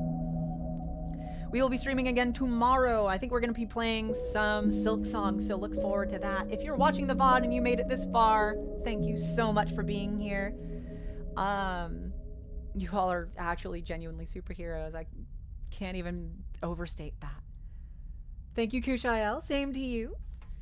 I hope that you all know that you're loved. I hope that you know that you're worthy of being loved. I want to give a massive thanks to everybody showing up on screen, and a massive thanks to everybody who's not, who made it out here today. Thank you all for being here. I love you all so much. Be good to yourselves, because you're worth it. Be good to each other, because this community goes farther together. And don't forget, be good or be good at it, and I'll see you tomorrow. Till then, mwah, bye!